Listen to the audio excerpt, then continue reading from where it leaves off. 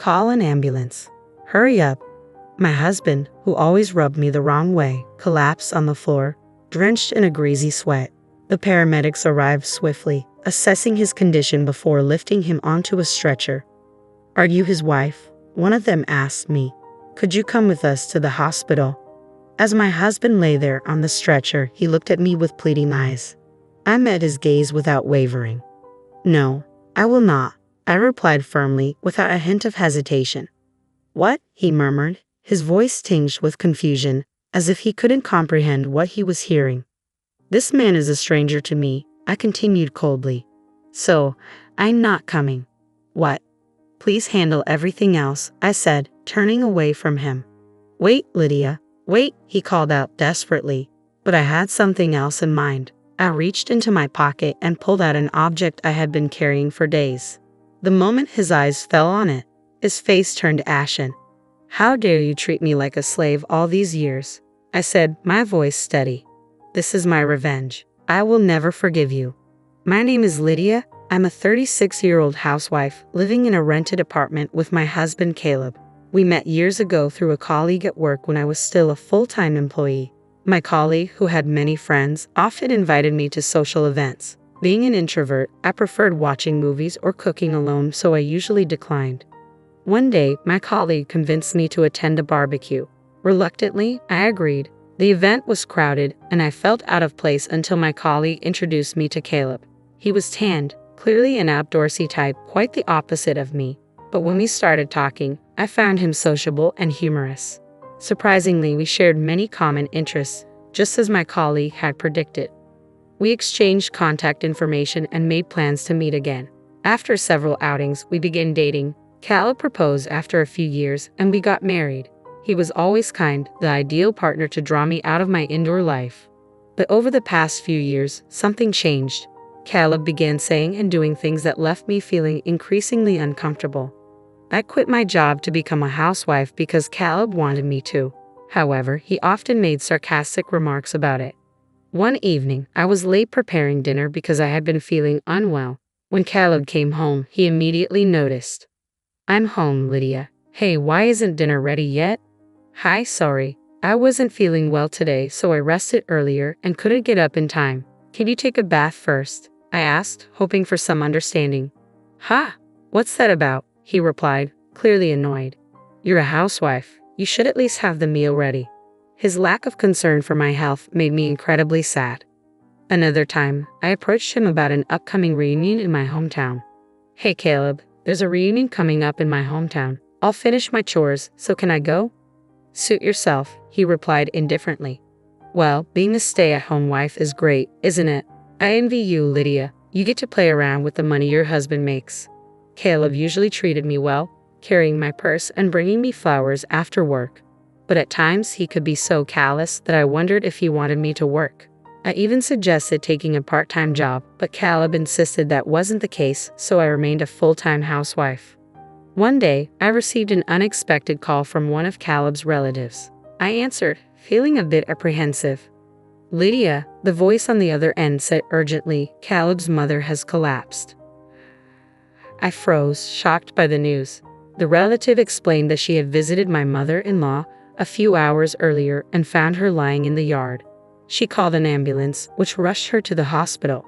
Panicking, I quickly got ready and dashed out of the house. When I arrived at the hospital, I was told her condition was still critical. As I was being briefed by the medical staff, Caleb arrived, breathless and frantic. We were escorted to my mother-in-law's room, where she lay in bed, her body connected to various tubes. It was heartbreaking to see. Mom, Caleb called out softly, but there was no response. Caleb stayed by her side for the rest of the day. I decided to head home to prepare everything needed for the days ahead. I needed to prepare for my mother-in-law's hospital stay, so I gathered everything she might need. After a while, she recovered enough to sit up on her own, but she still struggled to do anything without assistance. I'm glad she's able to sit up, I thought. I wonder if she'll be able to walk again if she continues with her physical therapy. As her discharge date approached, I brought it up with Caleb. Her discharge is next week, I mentioned casually. But Caleb's response caught me off guard.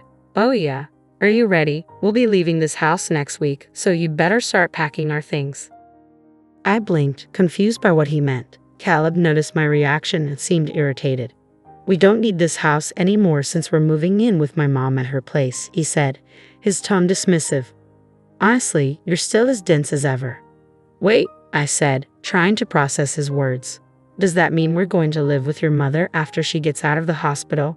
"I never heard anything about that. Did you decide this without talking to me? And have you already canceled the lease on this house?" Caleb's expression darkened further. "Of course, I've already canceled the lease. It's the right thing to do for us as a family to live together and help her. Don't tell me you don't want to live with her, do you? I'm the one who supports this family, so I won't tolerate any complaints." With that, he stumped back to his room, leaving me stunned. I never imagined Caleb would take such a hard-line approach, especially without consulting me. I couldn't believe he had already canceled the lease on our apartment. I had no choice but to move out. I knew he was concerned about his mother, but this was overwhelming. I sighed deeply. A few days later, I found myself living with my mother-in-law. I had never been a caregiver before, so everything was new to me. Most of my day was spent feeding, bathing, and helping my mother-in-law with her toileting needs. She didn't want me to take care of her and barely communicated with me. Whenever I tried to talk to her, she would retreat to her bed, claiming she was in pain. When my mother-in-law was healthy, we didn't have a bad relationship.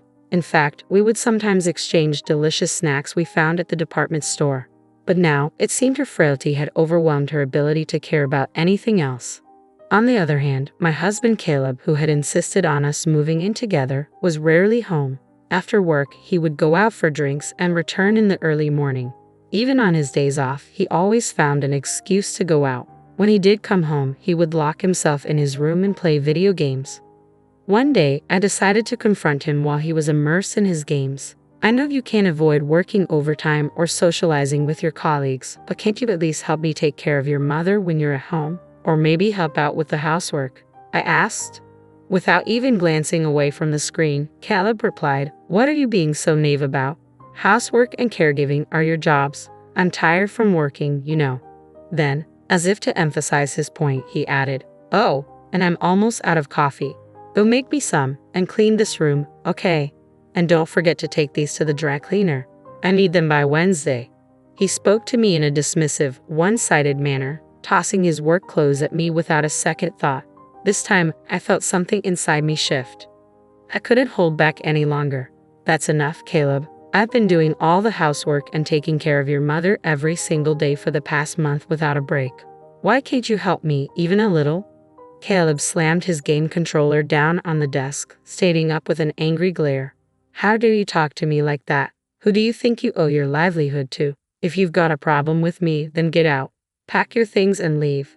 His voice dripped with sarcasm as he added, Well, what about my poor mom? She's going to be left alone with no one to take care of her." His words stung, and I found myself unable to respond. It was true. I had only a small amount of money saved up, and I couldn't bring myself to abandon my mother-in-law, who was completely dependent on me. So allowing my frustration, I picked up his suit and quietly left the room. 6 months passed in this difficult routine. Then one morning, everything changed. When I went to check on my mother-in-law, as I always did, I found that she was no longer breathing. I called an ambulance and rushed her to the hospital, but it was too late. Caleb was in tears, but for some reason, I couldn't cry. I felt a strange, cold detachment as I watched him grieve. "You didn't do anything to help her," I thought to myself. And then, when I realized I no longer had to take care of her, a wave of relief washed over me. The guilt for feeling this way weighed on me, but I couldn't deny it. Time flew by, and before I knew it, 2 weeks had passed since my mother-in-law's funeral. It was time to organize her belongings.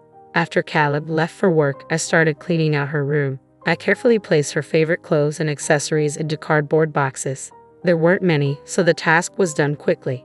Next, I opened the cabinet by her bedside. It was nearly empty, but on the bottom shelf, there was a large tin. I recognized it. It was an old can of assorted sweets. I had given her the can when she was still in good health. Seeing it there now, I wondered why she had kept it. Curious, I opened the lid and found a letter inside. The envelope had my name on it, written shackily, "Dear Lydia." My heart raced as I quickly opened it and began to read. In trembling letters, there was a message for me. "Lydia, I am sorry for making you take care of me. I was ashamed of myself for burdening you every day. I was also ashamed of my son Caleb. I know how badly he has treated you. Lydia, you should leave him and live your life the way you want. My mother-in-law knew everything, how selfish her son was and how much I was suffering because of it. At the end of the letter, she wrote, I am glad that I was able to spend the last days of my life with you, Lydia. Thank you. In that moment, I cried for the first time since she passed away. All the emotions I had been holding back flooded out of me. I cried and cried until there were no tears left. And then I made up my mind. I would divorce my husband. 10 days had passed since I found the letter from my mother-in-law, but Caleb continued treating me like a servant. Lydia, I'm missing one of my socks. Where is it? And take my car to the car wash today. You've got nothing else to do, right? He was going out golfing with his colleagues, completely oblivious that today was our wedding anniversary. Not that I cared anymore. What are you going to do while I'm gone? You can't just sit around. You need to prepare dinner, clean my room, and scrub the bathroom. You've got plenty to keep you busy. His arrogance left me speechless. Hey, are you listening? Bring me my sock and a jacket. Hurry up, or I'll be late. Just as he finished barking orders, Caleb suddenly clutched his stomach and collapsed to the floor, writhing in pain and sweating profusely. He gasped for me to call an ambulance, his voice strained as if squeezing out the words. I stood frozen, overwhelmed by the sadness of the situation, as my husband yelled at me, Hurry up, you're really useless. Can't even call an ambulance. Strangely, his words made me feel calm. I picked up the phone and dialed 911. Within minutes, the ambulance arrived, and the paramedics quickly assessed Caleb's condition, placing him on a stretcher. As they prepared to leave, one of them asked, You're his wife, right? Will you come with us to the hospital? Caleb looked at me with pleading eyes, but I met his gaze with unwavering resolve and replied, No, I will not. His voice faltered. What? It was as if he couldn't believe what he was hearing. This man is a stranger to me now, I said firmly. I'm not coming. Please take care of the rest. With that, I pulled out something I had been carrying in my pocket for days, divorce papers that Caleb had once forced me to sign during a previous fight, always threatening to serve them if I ever disobeyed him. As he tried to snatch the papers from me, the pain in his body made it impossible for him to move. He slumped back onto the stretcher, defeated. Excuse me, but please leave now, I told the paramedics, who finally took Caleb away. I watched as the ambulance drove off, likely thinking of him as a poor husband whose wife had just handed him divorce papers.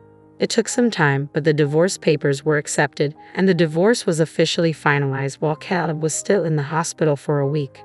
As the ambulance left, I knew I was finally free.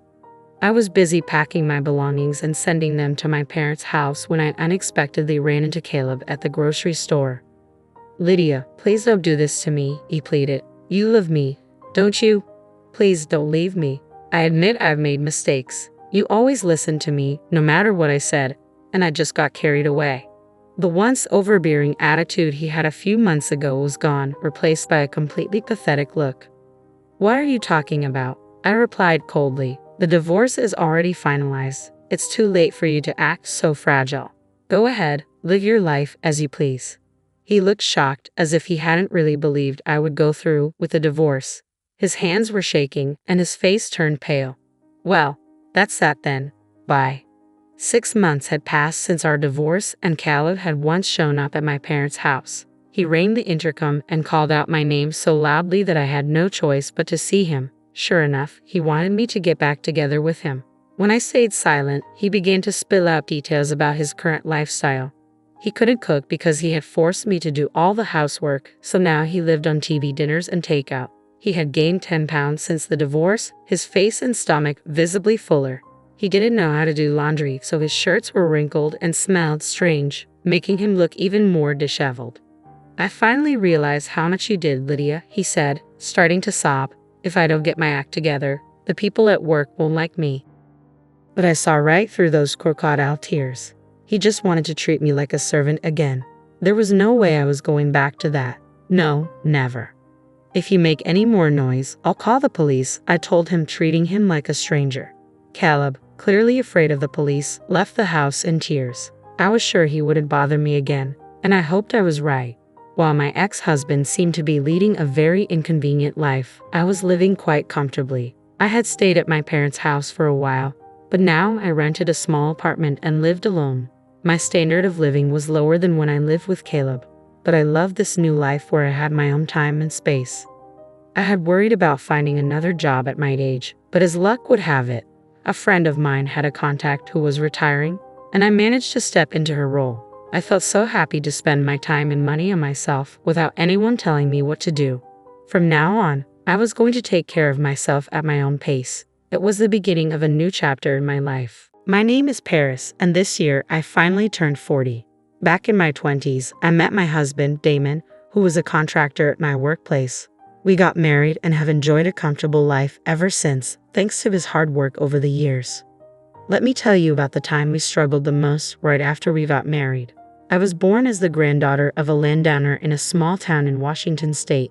Although my grandfather owned land, he wasn't particularly impressive, but I did enjoy a fairly comfortable upbringing.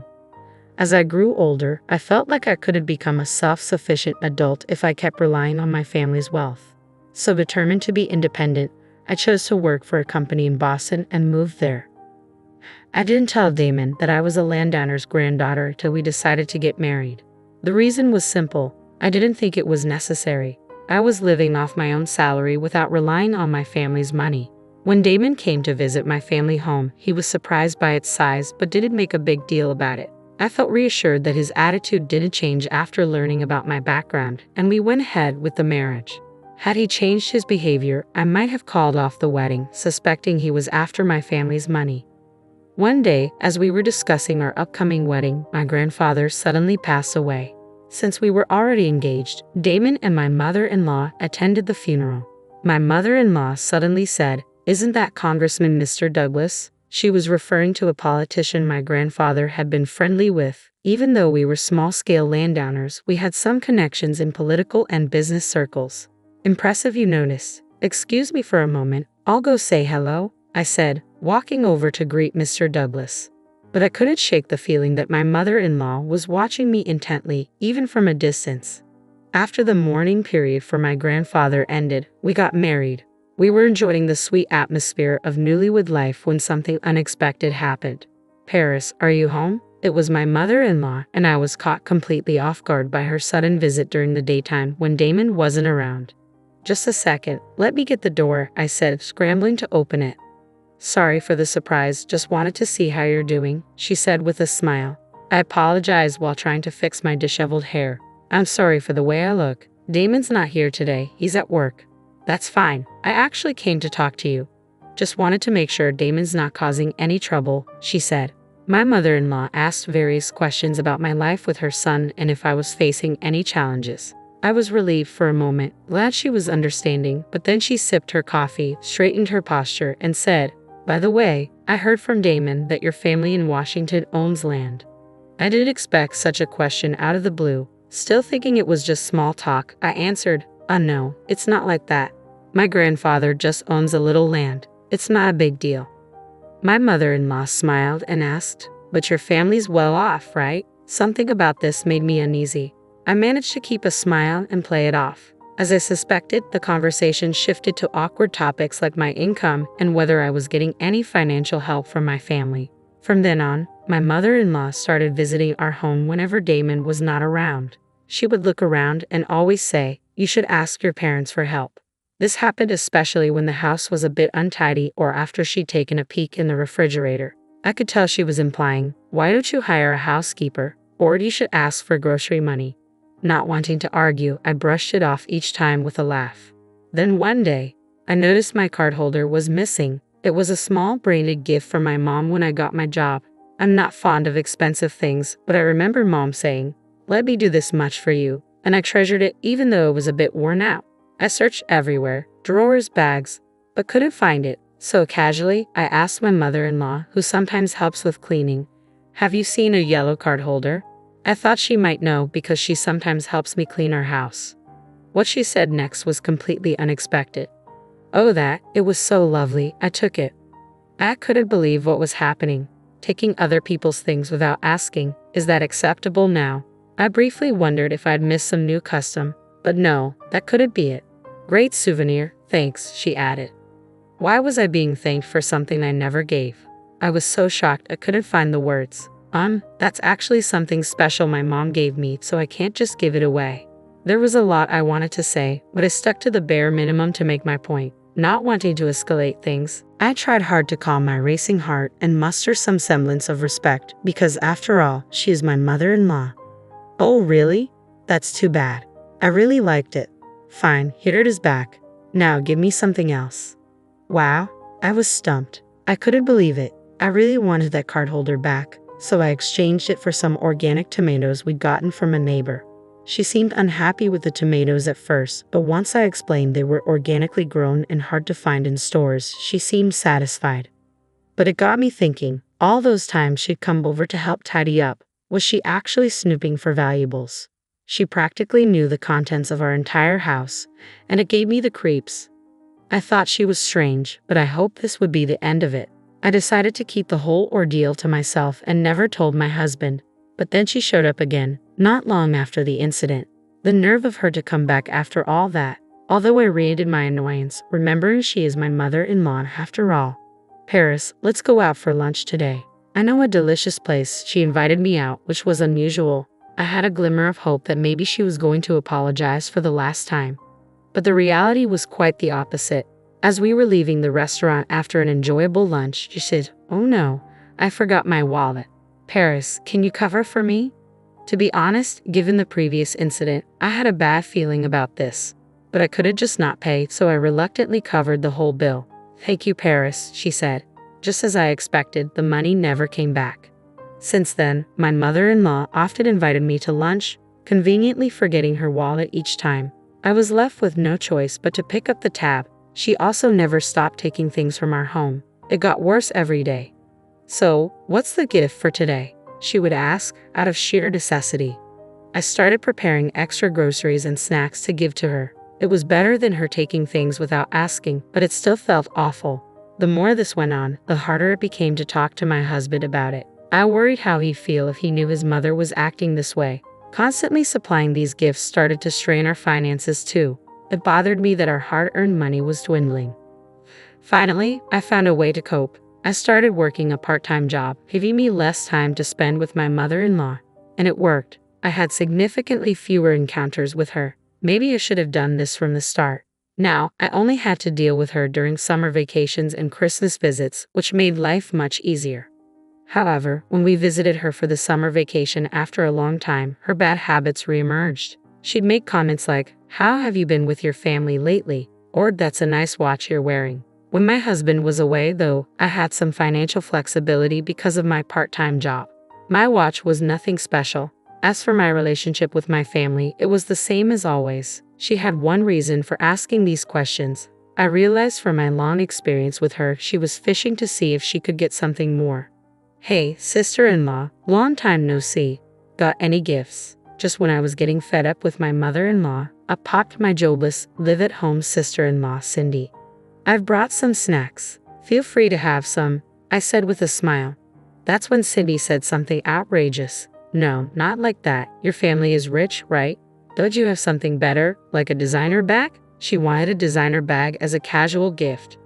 I was speechless, just like when my mother-in-law made her ridiculous demands. "I'm sorry for not being more thoughtful," I said, brushing it off. I had so much I wanted to say, but I didn't want to stir up trouble during a short two-night visit. "Seriously, make sure you bring gifts next time," my sister-in-law retorted, retreating to her room and laughing as if she were in the right. She's only a few years younger than me, and her outrageous comments and actions are infuriating. But I kept my cool, reminding myself that I married into this family. Yet the lack of gifts seemed to have hardened my sister-in-law and mother-in-law against me. I realized this while helping with household chores. "You're washing those dishes wrong. You're using too much soap and wasting water," raped my mother-in-law. Confused, I was taken aback. I wash dishes like anyone else, and it's the same way I do it at the restaurant where I work part-time. If anything, I think I'm more careful here. "Well, you're from a well-off family, so I guess you're not used to household chores," she chuckled. Here I was, washing a mountain of dirty dishes she left, and she was saying I don't do housework. The audacity! I wanted to voice my displeasure but held it in. "Well, it's done now. Just pay for the soap and water later," she said. With that, she left all the chores to me and went off to watch TV. My sister-in-law was no better, demanding an allowance from me. I had no obligation to give money to an adult woman who's only 3 years younger than me. I tried to laugh it off, but she was persistent. She even opened the bathroom door while I was showering to say, "I'm waiting for my allowance. Even between women, this is unacceptable." Finally, I lost my patience and snapped. "I can't do that," I said, my self-control slipping, perhaps because she's younger. "What? How arrogant. I'll tell Mom," she retorted, and she really did report me to her mother-in-law. Under normal circumstances, a parent would scold or be dumbfounded by such behavior, but not the women in this family. "How could you, Paris? Don't you find Milan adorable?" I was reprimanded. Adorable? No way. But I knew they would keep blaming me until they got money. With a sigh, I gave in and handed my sister-in-law some money.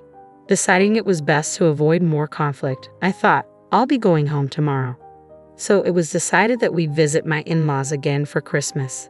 At that time, we had just returned from a trip to Italy for our wedding anniversary, so I thought no one would say anything more. Knowing that my mother-in-law and father-in-law would be celebrating their 25th wedding anniversary next year, I bought them a pair of Venetian glasses, each costing around $300, as a gift. Despite my ups and downs with my mother-in-law, I felt genuine in choosing these for them. For my sister-in-law, I picked out a leather bag from a popular, though not famous, Italian brand. It was a little bitter meeting their demands, but our rare trip had been enjoyable, so it didn't bother me too much. In fact, during the trip, I confided everything about my mother-in-law and sister-in-law to my husband. It felt wrong to bring it up during a fun moment, but the freeing atmosphere of our trip made me spill the beans. My husband held me and said, "I'm sorry. I'm glad you talked to me. Let me know right away if something happens again. He's truly a wonderful man. I'm glad I married him." I felt so clear-headed, but my worn feelings were about to be shattered. Crash! A loud noise rang out. Startled, I rushed to the kitchen. The Venetian glasses I had gifted were in pieces. "Oh, Paris, I'm so sorry." My hand slipped, my mother-in-law said, laughing as she spoke. Could someone's hand really slip and break both glasses? It was a lie. She did it on purpose. I couldn't help but glare at her for a moment. She hesitated but then laughed it off. "They break so easily." "Wow, what happened? Did it break?" my sister-in-law asked, drawn in by the noise. "Yes, it did. It was just an accident," my mother-in-law replied. This is not how someone who breaks a gift within hours should act. I couldn't believe the nerve of these two, laughing non-stop in this situation. Memories of past grievances flooded back. I had carefully chosen these gifts, thinking of my mother-in-law and father-in-law. I stared at the broken glasses, my heart sinking. My sister-in-law looked at me. "Well, if it's such a cheap thing that breaks easily, you shouldn't have bothered. If you're wealthy, bring something high-end at least." She nodded in agreement with my mother-in-law's words. "I don't need such pathetic souvenirs." "Oh, wait a minute," she said, rushing back to her room. She returned with the bag I had gifted her. "I was actually running out of toys for Charlie," she said, laughing as she let Charlie, the family dog, chew on the bag. In no time, the bag was in tatters, ruined by teeth and dirt. It felt like my fond memories of Italy were being torn to shreds. Tears almost filled my eyes. "I won't forgive this." "Fine, I'm leaving. I won't be coming back anymore," I said. Both my mother-in-law and stepsister responded with a puzzled "huh." Their mouths were still smiling, so I guess they didn't get it. No worries, let me make it clear for them. "Did you hear that?" I spoke into my mobile phone. "Yes, I heard it all. I'm on my way," my husband replied. Upon hearing his voice, I ended the video call. In reality, he had left me alone on purpose to gather evidence of their mistreatment. I had been updating him via WhatsApp, and upon hearing a noise, he had instructed me to start a video call. The only reason I didn't break into tears was that I had a strong ally on my side. My husband arrived and immediately asked, "What's going on here?" "My glass from Paris just accidentally broke," my mother-in-law responded. Stepsister also tried to chime in. "Charlie just decided to." But my husband wasn't having any of it. "Don't mess around. I saw everything. What are you doing to Paris?" At that moment, the words "doing to Paris" caught my attention as if something had been done to him too. "Well, you don't give her much money, do you? Paris is your wife. It's okay, right? It's her duty," my mother-in-law retorted. I was stunned. Could it be that they were mooching off my husband as well? "Mom, you and your bunch have always been messed up. "Stop leeching money off your kids," my husband said, his voice firm. With his words, my suspicions turned into certainty. It turned out he'd been asked for money by his family for a long time too. Before we got married, they even created debts under his name, which he ended up paying off after marriage. The money grubbing continued, but he just didn't lend them anymore. I was truly shocked to find this out, but maybe he felt it wasn't necessary to tell me, just like I hadn't told him. I was the grandchild of a landowner. My husband probably thought it was a problem only he had to deal with and never could have imagined they'd target his wife. But now that they knew about my family's wealth, they set their sights on me too. How far would these people go to squeeze money out of others? It was disgusting. Even if they were my husband's family, they were awful. "That's it," my husband raised his voice. "If you're going after Paris too, then it's a different story. I'm cutting ties with this family. I'll sell off everything I bought, from cars to household items. You better find a new TV and fridge quick." My mother-in-law and sister-in-law were visibly stunned, and for good reason. The only people living in their house were my retired father-in-law on a pension, my homemaker mother-in-law, and my unemployed sister-in-law. This household didn't have the means to replace the household items if they were sold. My husband and I, who worked hard and earned our own money, must have been seen as reliable support. "Let's go," said my husband, pulling my hand as we left the kitchen, but my mother-in-law and sister-in-law chased after us. "Wait, please don't abandon us. We won't ask Paris for gifts anymore." At these words, my husband stopped. "Stop making basic decency sound like a favor. It's messed up to demand money and gifts in the first place." At my husband's cold response, my mother-in-law and sister-in-law looked disheartened. Do they not understand common sense? It's almost pitiable. My husband threw them a small lifeline. "If you can write up a contract, we can reconsider." Upon hearing this, my mother-in-law and sister-in-law looked puzzled. The agreement was straightforward, meant for someone committed to working hard, no contact or communication with me when my husband isn't around, and to pay back all the money they've borrowed so far. However, my mother-in-law and sister-in-law immediately started fighting over who would get a job to meet these terms. They didn't want their stuff sold, but neither did they want to work. Seeing this, my husband whispered to me, "Let's cut them off once they've paid us back." I never said I was reconsidering cutting ties with them. I couldn't help but laugh. I completely agreed. I didn't want to be associated with these people who had nothing better to do than rely on others. After that, we never visited my husband's family home again. Over 10 years have passed, and the financial state of my husband's family has been in shambles. Struggling to pay rent, daily expenses, and other debts, my mother-in-law and sister-in-law are working sort of, but with no qualifications or solid work experience. They're stuck in low-paying jobs or poor work environments. Given their selfish attitudes, it's no surprise they can't hold on to a job.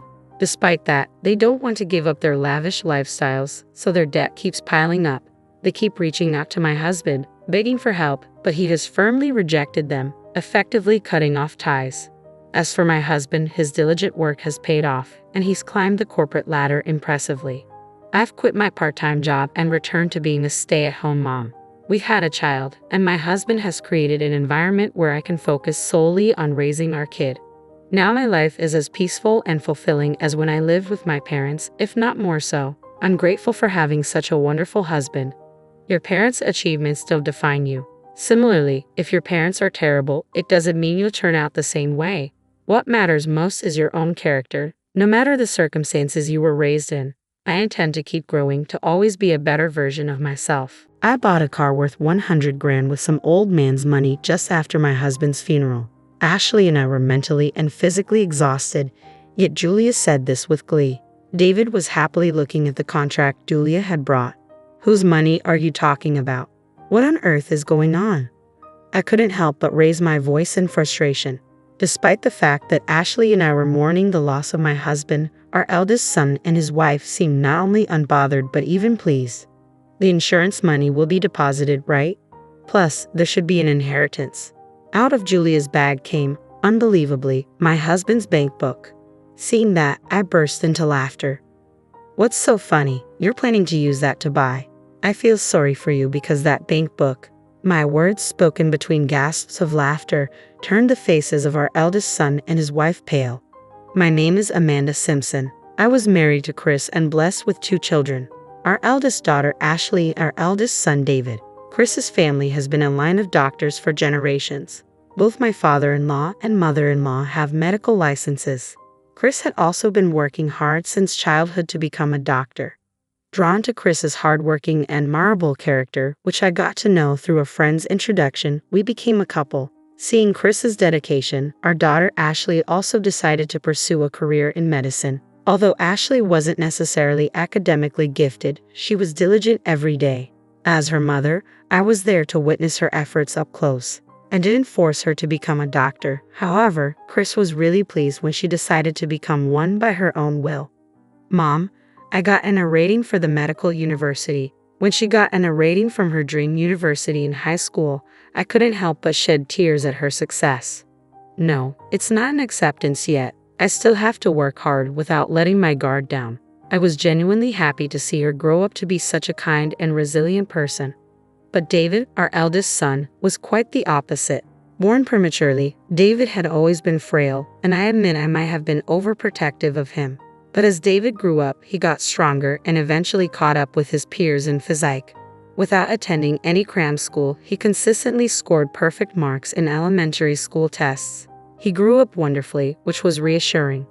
However, in the latter half of his middle school years, David started coming home with bruises every day. David, what happened to you? Those injuries. I was concerned, but David started to ignore me. They looked like bruises from fights. Maybe he got into some scuffles. He's a boy, after all. There are times like these. It's kind of a good thing in a way that he's grown up to stand up for himself. As long as he's not causing trouble for others, let him be, Chris said with a laugh.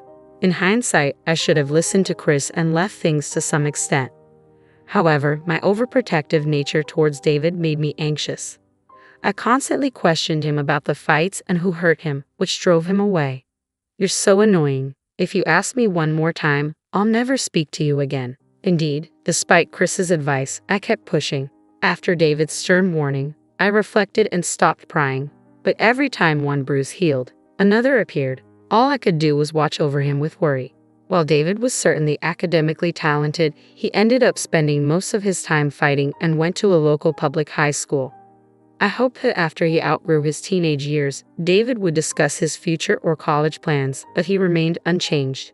Hey madam, give me some money, he demanded rudely one day. If you think acting like a delinquent makes you cool, you're gravely mistaken, Ashley retorted. Huh? What did you say? David snapped back, and it seemed like a fight was about to break out. The thought of Ashley possibly being harmed left me restless. Don't fight, please. Here, is this for lunch money? I quickly took a $50 note from my wallet and handed it to David. He clicked his tongue in annoyance and left, with Ashley glaring at him. How did it come to this? Did I spoil him too much? Every day I reflected and blamed myself. Even as his classmates began preparing for university entrance exams, David remained unchanged. Chris tried to talk to David multiple times out of concern, but David even began hurling abusive words at Chris. Well, he hasn't done anything that would involve the police, Chris would say. He has been picked up for being out late with friends more than once or twice. In the end, David neither found a job nor decided on further studies and just graduated high school. David, what are you going to do? You can do well if you study. Isn't it better to go to college now? I'm not saying you should become a doctor, but you should get a job. David wouldn't even meet my eyes when I said this. However, a year later, David, who had been jobless and staying at home, approached me. Hey, he said. I thought he might be asking for money again. But when I turned to look at him, David continued, I'm having the kid. I'm getting married. I was left speechless from the shock. David continued, but I'll start working. Can my wife and I live here? Wait, I still don't fully understand the situation. Let's discuss this with your father first. That night, Chris, David, and I had a conversation. We, as parents, came to terms with David's decision to work and his determination to welcome a child and wife. We decided to accept this new family. On the day we were to meet her, Chris, Ashley, and I waited at home. David had gone to fetch her. He's late, isn't he? I remarked. Even after the promised time of 1 o'clock, the two hadn't shown up. We worried that they might have had an accident. We tried reaching out but couldn't get in touch. Contrary to our anxiety, the two casually appeared just before 3. We're back. Wow, This place is massive. It's like a mansion. Oh, nice to meet you. I'm Julia, she said.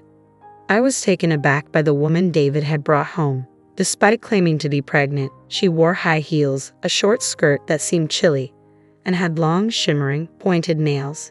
In her hand was a plastic bag from a baby goods store, and she greeted us with surprising words. Nice to meet you. I'm David's mother. Really, you're prettier than what David described. Nice to meet you, Amanda. Her behavior lacked any semblance of manners, and I was simply stunned. Where's my room? She asked. Oh, we haven't decided yet, I replied. Okay, I'll just leave the baby stuff in the living room then. With that, Julia entered the house and headed to the living room. She then greeted Chris and Ashley with the same casual tone. The checkout line was so long. Sorry for being late. You all waited, right? Returning to the living room, Julia addressed me, Chris, Ashley, and I could only exchange glances without saying a word. Are you all nervous? Just relax, okay? Chill out. We were simply astounded by her words. We thought today was just a greeting, but Julia came in, placed a ton of luggage in the living room, and acted like she owned the place. Afterward, I greeted Julia again. She was 22 years old and apparently worked part-time at a bar. As a child, her parents divorced and she was raised by her father. However, he later disappeared, and she seems to have grown up in a children's home. I understood it must have been tough without any family, but there are kids who turn out well despite that. I don't think one's circumstances can be an excuse for rudeness. Then Ashley talked to Julia as she discussed her past. How many weeks pregnant are you now? I noticed earlier that you're wearing high heels. Your belly doesn't seem to be showing yet, but it's dangerous. I felt relieved after Ashley kindly said that. Then on Julia's behalf, David spoke up. Right, I thought the same, but Julia apparently only has heeled shoes. Buy her some, madam. Suddenly, the conversation shifted to me, and I was taken aback. Oh, don't be so surprised. You probably don't know my taste, right? If you give me money, I'll choose for myself. I was at a loss for words at Julia's lack of hesitation. Ashley shouted at the two of them. Why should Mom buy it? Why don't you, David? But the baby inside me is her grandchild, isn't it? Julia retorted. So what? It's your child? Ashley shot back. Scary. Is this what a sister-in-law is like? Hilarious, Julia said, mocking her. Ashley was furious at that remark, while Chris just kept silent, his mouth shut tight. What kind of attitude is this? She seems to be looking down on us even though we just met. However, we have to live together from now on. It wouldn't be wise to fight now. Over time, I believe her maternal instincts will grow and she'll change. When that time comes, she should naturally stop wearing heels and remove her nails. That's all I can hope for. Ashley, being a doctor, was particularly concerned about Julia's lack of parental awareness and said sharply, Anyway, make sure you earn and buy your shoes before your belly gets large. Also, remove your nails. If you can't get a pulse oximeter on, they'll forcibly remove them. With that, she stormed out of the living room and locked herself in her room. Julia seemed to be mocking Ashley, but then laughed when David said, Don't worry about her. She's just jealous because I got married before her. Then our life together began.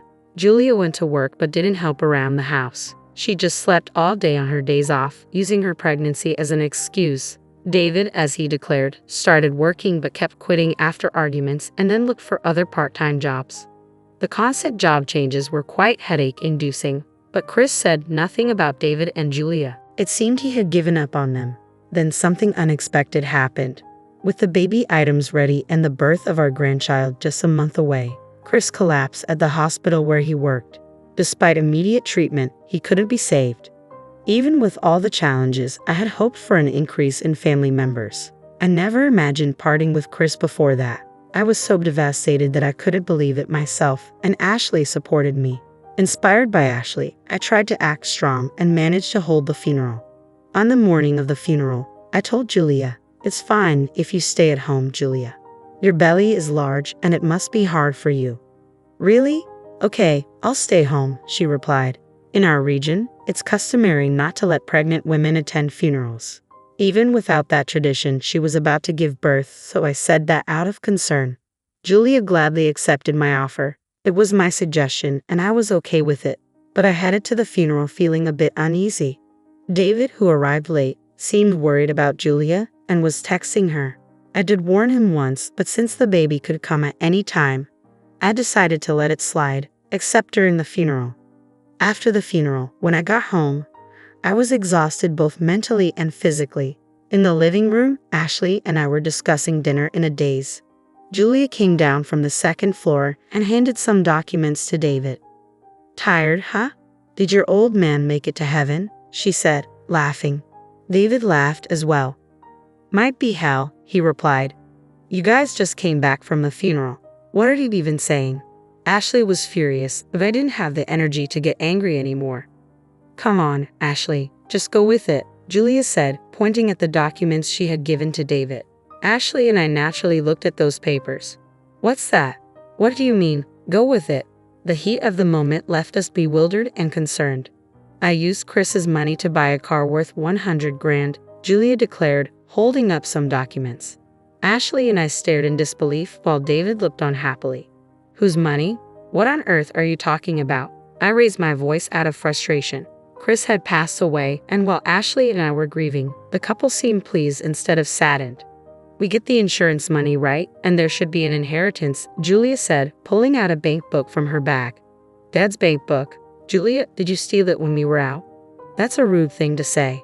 We live together, so it's not stealing. Plus, I learned where the bank book was from David, right, David?" Julia responded defiantly. It seemed David was an accomplice. What a pitiable eldest son he was. I hadn't anticipated this at all. I looked dejectedly at the bank book in Julia's hand. Chris's name was clearly written on it, but upon a closer look, I noticed something odd. When I realized the cause of the inconsistency, I couldn't help but burst into laughter.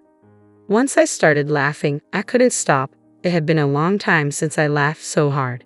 Julia frowned at my uncontrollable laughter. "What's so funny? Have you lost your mind, madam?"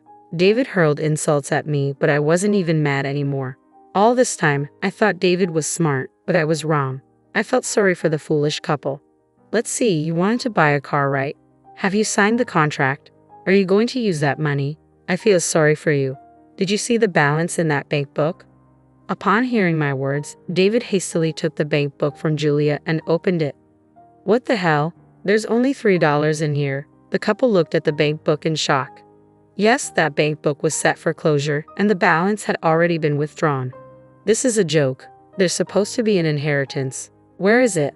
And the insurance money should be deposited too." David was furious, and Julia echoed him. "Yes, there's an inheritance and insurance money.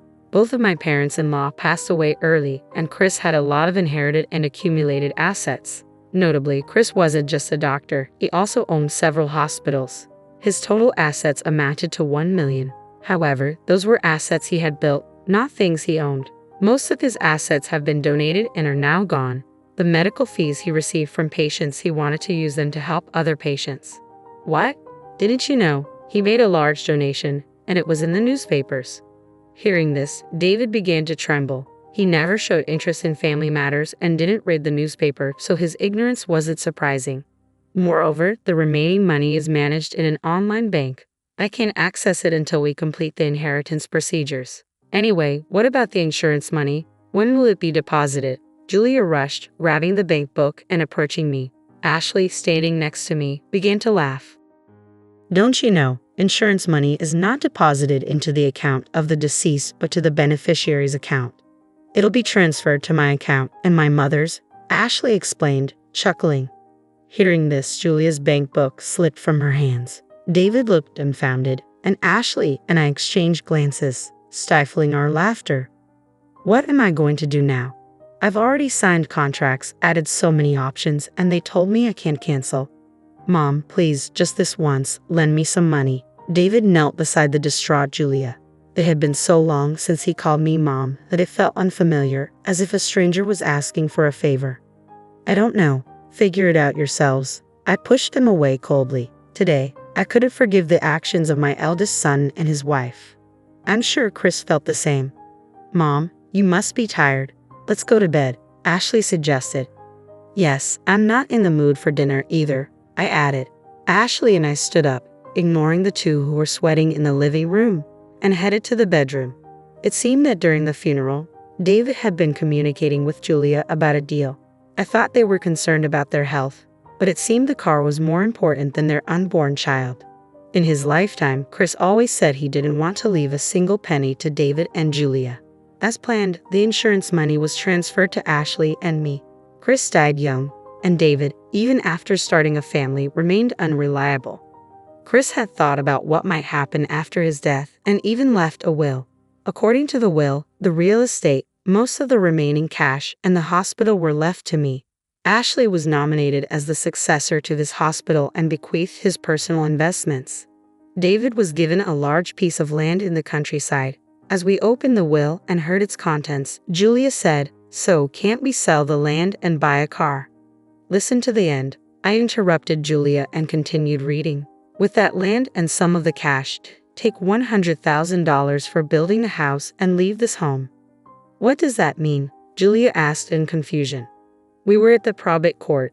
The will has been validated and carries full legal force. It means exactly what it says. You get the land and money to build a house.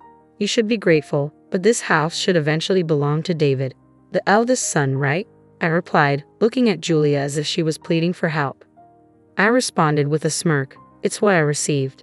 And decide who to give it to. You damn old woman, better start packing your bags when you get home, huh? Julia retorted. By the way, the land that Chris designated for David was about 30 miles away in the mountains. It was indeed vast but mostly untouched woodland. No matter how large the land is, if the construction cost is $100,000, the house built on it would probably be small. I bet David and Julia, who likely had nothing, would have made a fuss about the inheritance. Whether Chris gave them the land with that in mind, I don't know, but I believe Chris created an environment where Ashley and I can live peacefully. Besides, David and Julia shouldn't even have any right to receive anything. They should be grateful for whatever they can get. A few days later, a grandchild was born. Julia's water broke in the middle of the night, and she was immediately taken to the hospital after making a call. However, due to her dropping blood pressure and the hospital being understaffed at night, Julia had to have an emergency C-section. Ashley had repeatedly told her to remove her nail extensions, but she didn't listen. Apparently, the nurse possibly removed them. No, I just got these done 3 days ago. Don't take them off, Julia. Don't move, the amniotic fluid is gushing out.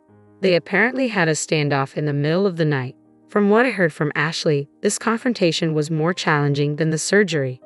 I've never had fancy nails like young people do, but it seems like it was painful. It's undoubtedly a case of getting what she deserved, I thought to myself. Julia, who had been saved along with her child, could no longer stand up to Ashley and quickly became docile. She may be upset about the inheritance, but she's no longer acting superior to us. I hope she's grateful that we let her rest for the first month after childbirth, Mom, Ashley said regretfully. Can we stay here? We don't need the land or the money. No, even if you stayed here, you both only earn as much as part-time jobs and don't contribute to household expenses. I replied firmly. David's plea was met with a firm denial from both Ashley and me. Reluctantly, David went to cancel the car purchase, but he was charged a penalty fee of $10,000, which he had to pay from the $100,000 set aside for construction. Whether they were reluctant to move to the countryside or not, they considered selling the land and renting an apartment. However, the rent was too high for David and Julia's salaries, and there were no buyers for the vast woodland. They realized they had no choice but to build a house on it, as stated in the will. Desperately, they started looking for a contractor who could build a house for $90,000, but it wasn't going well. The baby is still young, so I'm letting you all stay here for now. You can leave whenever you want, okay? I told David, who fell silent at my words. A week later, they found a construction company, but all they could afford was a small prefabricated hut. I didn't expect Julia to keep it clean, so even a small house should be fine. I told the couple who were preparing to move. You'll need to decide on daycare, so until you're settled, I can take care of the baby. You both should become independent as parents first. You're taking our child, you monster, Julia exclaimed angrily, but David stopped her.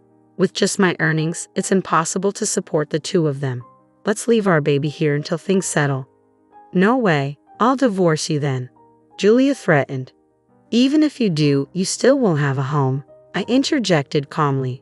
It seemed David was finally facing reality, desperately trying to convince the furious Julia.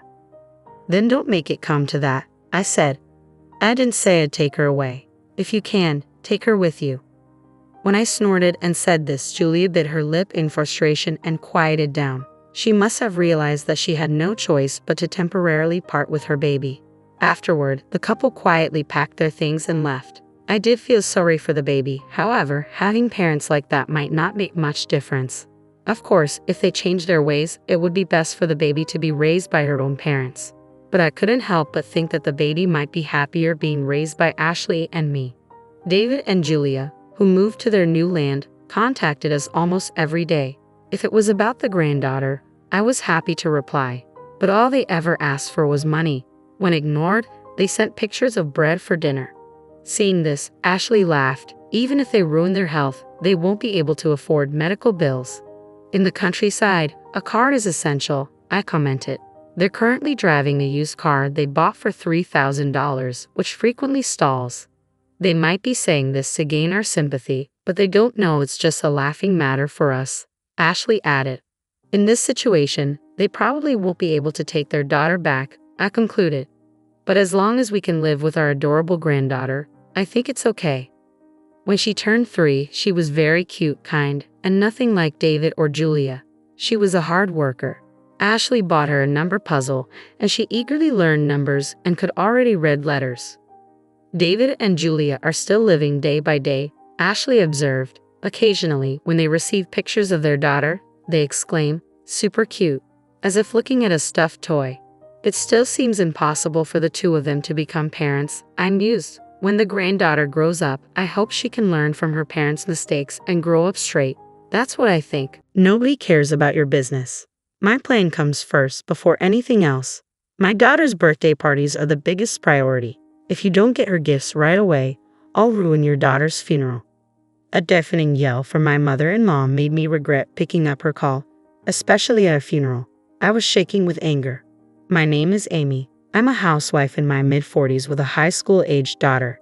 You might think a high school girl would be fussy about makeup and fashion, rejecting clothes her mother buys, but my daughter is different.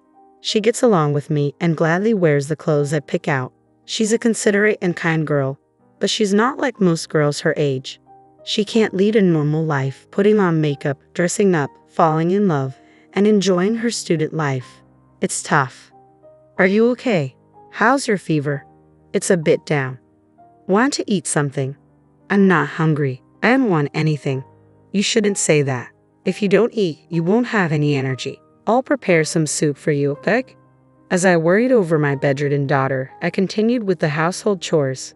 My daughter, Hannah, is sickly and suffers from a weak constitution. There's a medical term for her condition, but I won't go into details here. A week after Hannah was born, her umbilical cord fell off and blood gushed out. We rushed her to the hospital where they diagnosed her with a certain disease. Since then, despite numerous treatments, she has never fully recovered and lives with the disease. Regular hospital visits are a must, and due to the side effects of her medication, her health often deteriorates. During severe periods, she has to be hospitalized. Since becoming a high school student, she's hardly been able to attend school. By any standard, it's unlikely she'll graduate at this rate. Nevertheless, Hannah goes to school on days she's well. On those days, she tries to be like a normal high school girl, fussing over her hairstyle, which brings a smile to my face. She doesn't wear makeup because it's against school rules. A diligent and good girl, even when suffering from illness, she strives to live with a cheerful spirit. I am proud to have a daughter like her. My husband is equally smitten with our daughter. If she becomes bedridden, he's quick to say, "I'll take the day off work and look after her." Of course, I have to give him a little push and send him off to work. We need him to keep bringing home the bacon, or we'll fall into a financial crisis. When I assure him that I'll take good care of Hannah, he reluctantly heads off to work. That's our everyday life. We're worried about our daughter, but our family is in good spirits, and I have a strong bond with my husband. I was blessed, living a peaceful life, but there was one person who wasn't pleased with our situation. Hannah is running a fever again. It's just pitiful. I wonder who she takes after. Mother-in-law, what brings you here today? What's the matter? Can't a mother visit her son's home? You're such a cold-hearted daughter-in-law. A frail granddaughter and a demon for a daughter-in-law. Lord, if I could only have the post-retirement years that I dreamed of.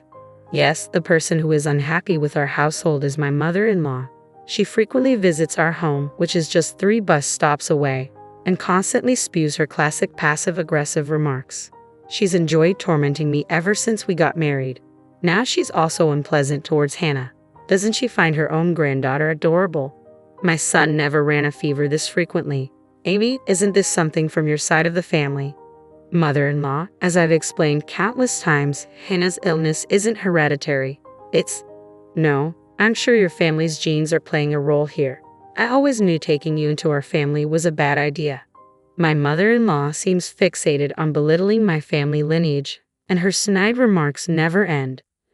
Eventually, I've grown accustomed to dealing with her, realizing that arguing is a waste of time. I let out a sigh, grabbed the freshly made soup, and headed to Hannah's room. Hey, I'm not finished talking yet. I could hear her yelling from behind, but I just ignored her. Once I entered Hannah's room, her voice became faint. Grandma came over again, didn't she? Right, same old mother-in-law bashing. No helping it, I guess. Grandma's just... My daughter Hannah let out a raised smile, but I know she understands. There's no way she can't hear my mother-in-law's loud voice, yet Hannah never speaks ill of her grandmother. On the contrary, she'll make a guilty face and say, I'm sorry, Mom. It's because of me. Hannah, it's not your fault at all. She's not at fault in the slightest, yet Hannah apologizes to me. I don't want her to feel this way, so my husband and I always greet her with smiles. We create a cheerful atmosphere, not wanting her to dwell on negative thoughts, but my mother-in-law destroys that atmosphere in an instant. As I hugged Hannah tightly, I bit my lip, feeling her thin body so unlike a healthy high school girl. Feeling Hannah's warmth, I felt a sense of relief but also realized that I must start keeping a distance from my mother-in-law. My days are occupied with taking care of my frail daughter, and on the rare days she goes to school, I worry non-stop. I took back our house keys from my meddling mother-in-law. Days were filled with endless quarrels with her, my husband working hard for our beloved family, and my laughing daughter Hannah. Despite everything, they were peaceful days, and I thought they would last forever. I don't know why I believed that. There's no such thing as forever. Everything that begins must also end. On a rainy summer day, Hannah fell ill amidst the unrelenting heat. The doctor looked grim as he reviewed the test results. I held my trembling daughter in my arms, and then she was admitted to the hospital. Summer vacation had begun, and by the time it ended, Hannah was still in the hospital, still receiving treatment. Those were incredibly difficult and painful days.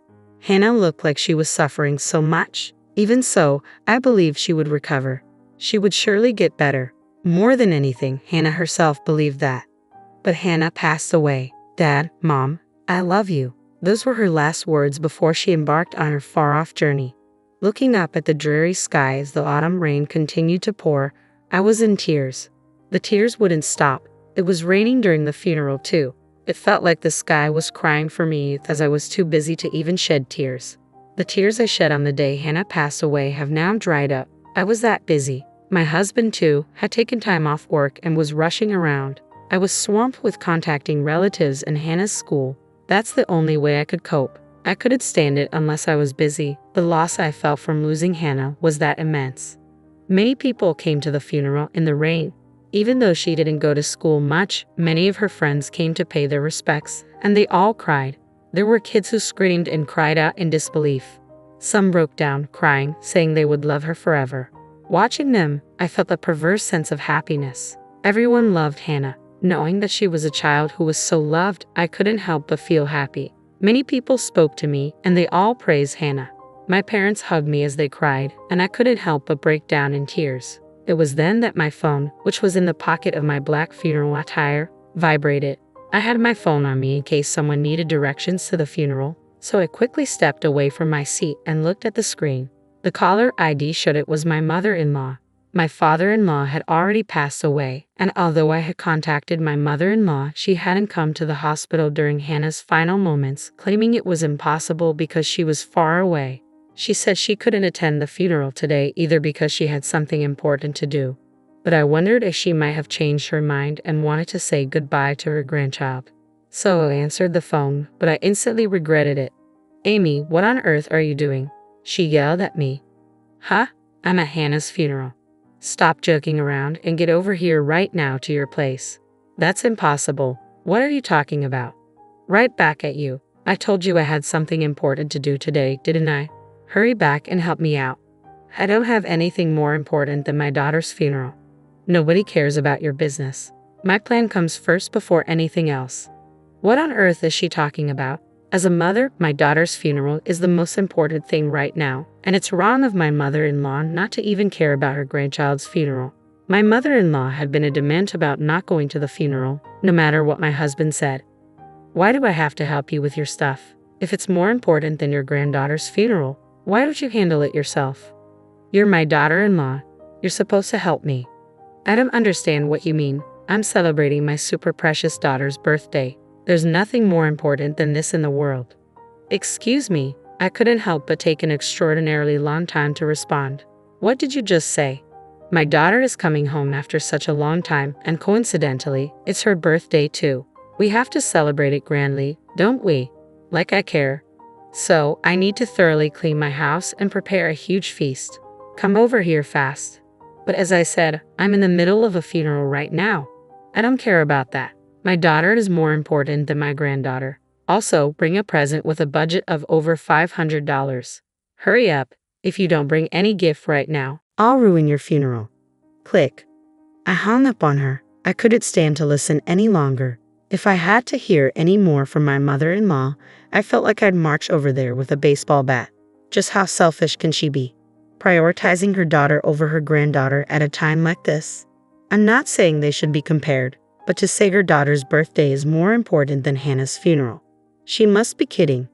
I told my husband, Mike, everything that had happened, and we decided to ignore her. Mike tried to contact Sandy, but either she was still on the plane or we just couldn't reach her. Pulling myself together and regaining my composure, I returned to shedding tears at my daughter's funeral. The day after the funeral, Sandy visited our place. She had read Mike's email and flew here right away. She thought it would be faster to come home than to try to get in touch while traveling from where she lives, but it took her a long time to get here. In the end, she didn't make it to the funeral. Bowing her head in apology after paying her respects at the altar, she shared various stories with us. Stories I had never heard before about my daughter and Sandy, whom we hardly ever got a chance to see. Listening to them, I found myself reminiscing about my daughter when she was little, and once again, I started to cry. In the end, my mother-in-law didn't even bother to come to pay her respects. My sister-in-law, Sandy, deeply bowed her head and apologized for this. I'll do something about my mom, she said before leaving, but I wondered what she meant by that. A few days later, the reality that my daughter was gone still hadn't sunk in, and I found myself in her room, holding on to the memories she left behind. I gently stroked her study desk. The room, untouched since her death, was filled with so many memories of her. Just as I felt like I was about to cry again, the doorbell rang unexpectedly. Startled, I quickly wiped away my tears and looked at the monitor. To my surprise, it was my mother-in-law, the same woman who had injured both my husband and me with her inappropriate remarks on the day of the funeral. She hadn't come to pay her respects and hadn't shown up in the days since. What does she want now? I had no intention of opening the door, so I responded via the intercom. What can I do for you, mother-in-law? Oh, Amy, please help me, she said. Her unexpected plea for help left me puzzled. I might end up joining my granddaughter if this keeps up. Please help me, she exclaimed, saying something unthinkable. Wondering what was going on, I reluctantly opened the front door and my mother-in-law fell in. What's going on? Help me, my daughter, my daughter. While I was trying to understand what she was saying, a figure suddenly came into view. Well, here you are, Mom, the figure said. It was Sandy. She had a smiling face, but it gave off a silent pressure. She's here, huh? What? Seeing the pale face of my mother-in-law, who screamed at the sight of Sandy, I was completely stunned. What on earth is happening? Oh, come on, don't say things like she's here. It's rude. See, Mom, it's your cute daughter, right? No, not cute at all. What in the world is going on? Just the other day, she was talking about her daughter's birthday being more important than my daughter's funeral. What happened in just a matter of a few days? While I stood there bewildered, Sandy handed something to our mother-in-law. Don't worry, the next part is much easier. Here, you just need to put this on your head and go about your life. Saying this, Sandy put it on my mother-in-law's head. She shook it off and hid behind me. I'm not wearing that. Why not? People will think I'm a weirdo if I walk around with that on my head. Wondering what on earth it was, I looked at the object that had fallen to the floor. It was a mask, not the kind you would see at a fair, but something else. A mask that you might see worn by a tribe living deep in Africa during some strange ritual, the kind of thing a shaman might like. And why does Sandy have something like this? Why put it on my mother-in-law's head? This mask is used for fortune-telling, Sandy explained. Where I live, Sandy explained in response to my question, this mask has an interesting history. It's a great craft work that has been passed down since ancient times. I was stunned. Well, yeah, it looks like it. So you're going to put this mask on top of my mother-in-law's head, not on her face? Right, if it's on her face, she wouldn't be able to see anything. This isn't an ordinary mask with holes for the eyes. If it did have holes, I wouldn't mind letting her wear it on her face. And what happens when she puts it on? Oh, you didn't know? This mask has a demon-repelling effect. As if I would know about such an effect. A demon repellent, exactly, no matter how hard you think about it. She's clearly possessed by a demon, right? Sandy pointed at my mother-in-law. Her own daughter saying such a thing. So this is what she meant by, I'll do something about my mom. If she wears this for a few days, I think she'll definitely become a normal human being with morals. I've been trying several methods for the past few days. A different method. I had her wear a necklace of garlic and run around the neighborhood. Isn't that for vampires, not demons? Or are vampires also demons? I'm not quite sure, but oh well. But what's with the running? Is that why my mother-in-law's been looking so worn out? That must have smelled terrible. Garlic isn't that bad unless you cut it open. You know that's not really the point, but that's beside the point. The issue is that she wore that and spent a few days running. I really wish I could have seen that. Do you want to see the pictures? Oh yes, please. Sandy has pictures. What a pro. You guys, what are you so happy about? Show a little more sympathy for me. My mother-in-law started to complain as Sandy and I were laughing and looking at the pictures. I almost forgot she was here. Why do we have to show sympathy for you? Sandy looked up from her phone and glared at her mother-in-law. Why?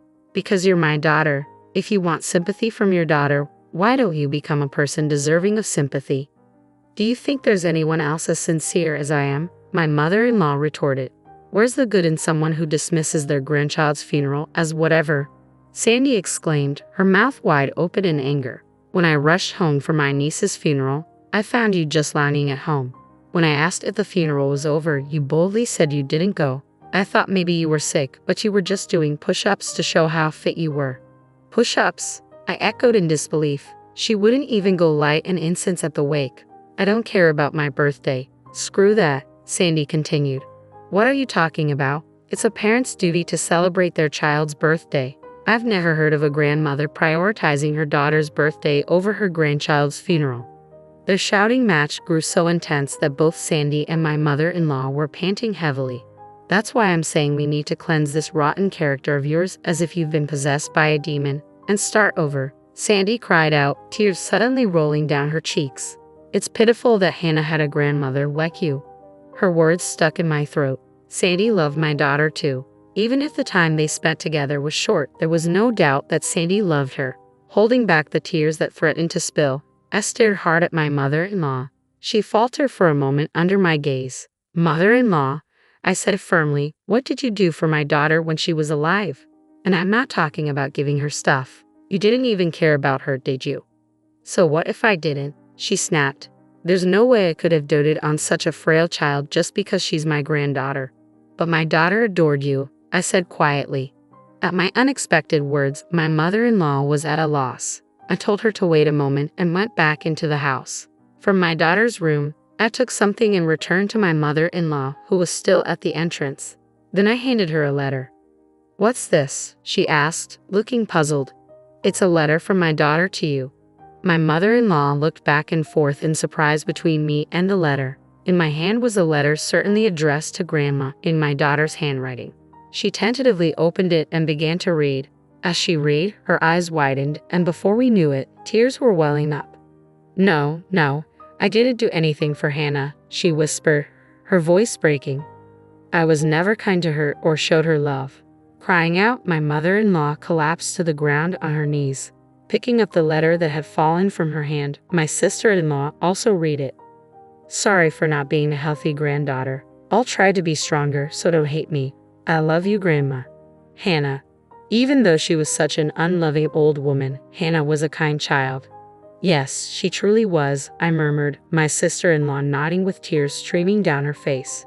Tears wouldn't stop from my eyes either. I'm sorry for being such a terrible grandmother. I'm sorry. Forgive me, Hannah, my mother-in-law sobbed, bowing deeply on the ground. The three of us cried together for a long time. When my husband came home to find us in tears, he was taken aback. My sister-in-law briefly explained, then took my mother-in-law home. Despite her shaky steps, my mother-in-law clutched Hannah's letter tightly. A few days later, my mother-in-law expressed her wish to pay respects at Hannah's memorial portrait. I firmly declined but told her it would be fine for her to visit the grave after the burial service. Once the mourning period concluded, over the phone she said quietly, "I'm sorry." No matter how much she reflects and regrets, I can't forgive her cold attitude toward Hannah while she was alive, and certainly not her behavior on the day of the funeral. I plan to continue being almost entirely estranged from her, and I think my mother-in-law has sensed that. The pushy and slay old woman she once was is nowhere to be seen anymore. My sister-in-law returned overseas, and my husband keeps contact with my mother-in-law to a bare minimum. My mother-in-law now leads a lonely life in her old age, having developed dementia. Luckily, we quickly found a retirement home for her, and now she lives there. Of course, I don't visit her, and my husband only goes when it's necessary. According to him, my mother-in-law keeps murmuring, I'm sorry, Hannah." Even hearing that, I feel nothing. No matter how many years have passed, I can't forgive her, and I don't even want to. But then I think of Hannah, and my gaze falls on a picture of her smiling happily. If it were Hannah, that kind girl, she probably would have forgiven my mother-in-law. No, she probably never even held a grudge in the first place. She was such a kind child. "Mom, I love you," I thought I heard her voice and gently wiped my eyes. "Shut your trap, you old hack. Women like you should learn to keep your mouth shut." My sister-in-law spat venomously, her words piercing the air like barbed arrows. I stood frozen, aghast at the unprecedented display of aggression. Never before had I witnessed such crude language and physical intimidation from a woman, let alone from someone within my own family circle. She gripped my collar with a force that mirrored a man's, sending shivers down my spine. I had harbored hopes that marriage would mellow her fiery temperament, but alas, it seemed her volatile nature persisted. My name is Helen, a 35-year-old homemaker. Since tying the knot 5 years ago, my husband Chris and I have been residing with my in-laws. Despite the challenges, they were kind souls, offering support with household chores while I juggled a job. Chris, my partner in life and age, alongside my father-in-law, were pillars of strength in our family unit, staying united through thick and thin. We decided to follow the path our parents had trodden, opting to live under the same roof as my in-laws, just as they had done. The idea was floated by our elders, suggesting it as a viable arrangement. While I understood that many women might balk at the idea of cohabiting with their in-laws, I found solace in the familiarity of a bustling household. Having grown up in a family of 12, the notion of solitary living seemed alien and disconcerting to me. Thus, when the proposal was put forth, I embraced it with genuine contentment. My in-laws were amiable folks, and I cherished the idea of perpetuating our harmonious coexistence.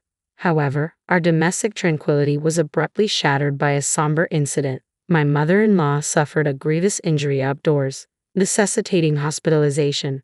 A heart attack had seized her as she descended a flight of stairs, causing her to tumble. Her physical agony was compounded by the frailty wrought by her heart condition. In light of these circumstances, I made the decision to resign from my job, assuming the role of a full-time homemaker. Balancing visits to the hospital with household duties, I found solace in the unwavering support of my father-in-law and Chris. Amidst the chaos, the return of my sister-in-law Sarah added another layer of complexity to our family dynamic. Sarah had long been the proverbial black sheep, casting shadows over our family harmony. At 33 years old, Sarah now divides her time between part-time employment at a clothing store and purported night shifts elsewhere. Prior to our marriage, my father-in-law had extended an offer to her. If life becomes too burdensome, you're welcome to live with us. Yet she staunchly declined, citing a desire for independence. I value my freedom too much to live under someone else's roof, she retorted, much to the chagrin of my in-laws. Sarah's penchant for irresponsibility had long troubled them, a trait that manifested early on during her school years. She was no stranger to conflict, often clashing with teachers and causing distress for my mother-in-law. Her tumultuous journey continued into college, marked by disputes with peers and even entanglements in extramarital affairs, much to the dismay of those around her. Despite my mother-in-law's assertions of Sarah's inherent honesty and kindness, her outward appearance, characterized by natural blonde locks and undeniable attractiveness, had been a source of adversity. Stereotypical biases against blonde women cast shadows over her academic endeavors, exacerbating her challenges. That's where it all began. The seeds of disillusionment sound deep within Sarah, particularly during her tumultuous years in middle school. The atmosphere was oppressive. Despite her innocence, her teachers cast judgmental gazes upon her, fostering a sense of unwarranted scrutiny. Feeling unjustly targeted, Sarah's demeanor and academic performance gradually deteriorated. I empathized with her plight, having experienced similar rigidity during my own schooling. A close friend with natural blonde hair had faced similar challenges, prompting me to advocate vehemently against such prejudiced treatment. Over time, my defiance softened the resolve of even the most obstinate educators. Recognizing Sarah's wounded spirit, I had hoped our family home would offer respite from the world's harsh judgments. Knowing her concerns for her ailing mother, I extended an invitation for her to accompany me to the hospital.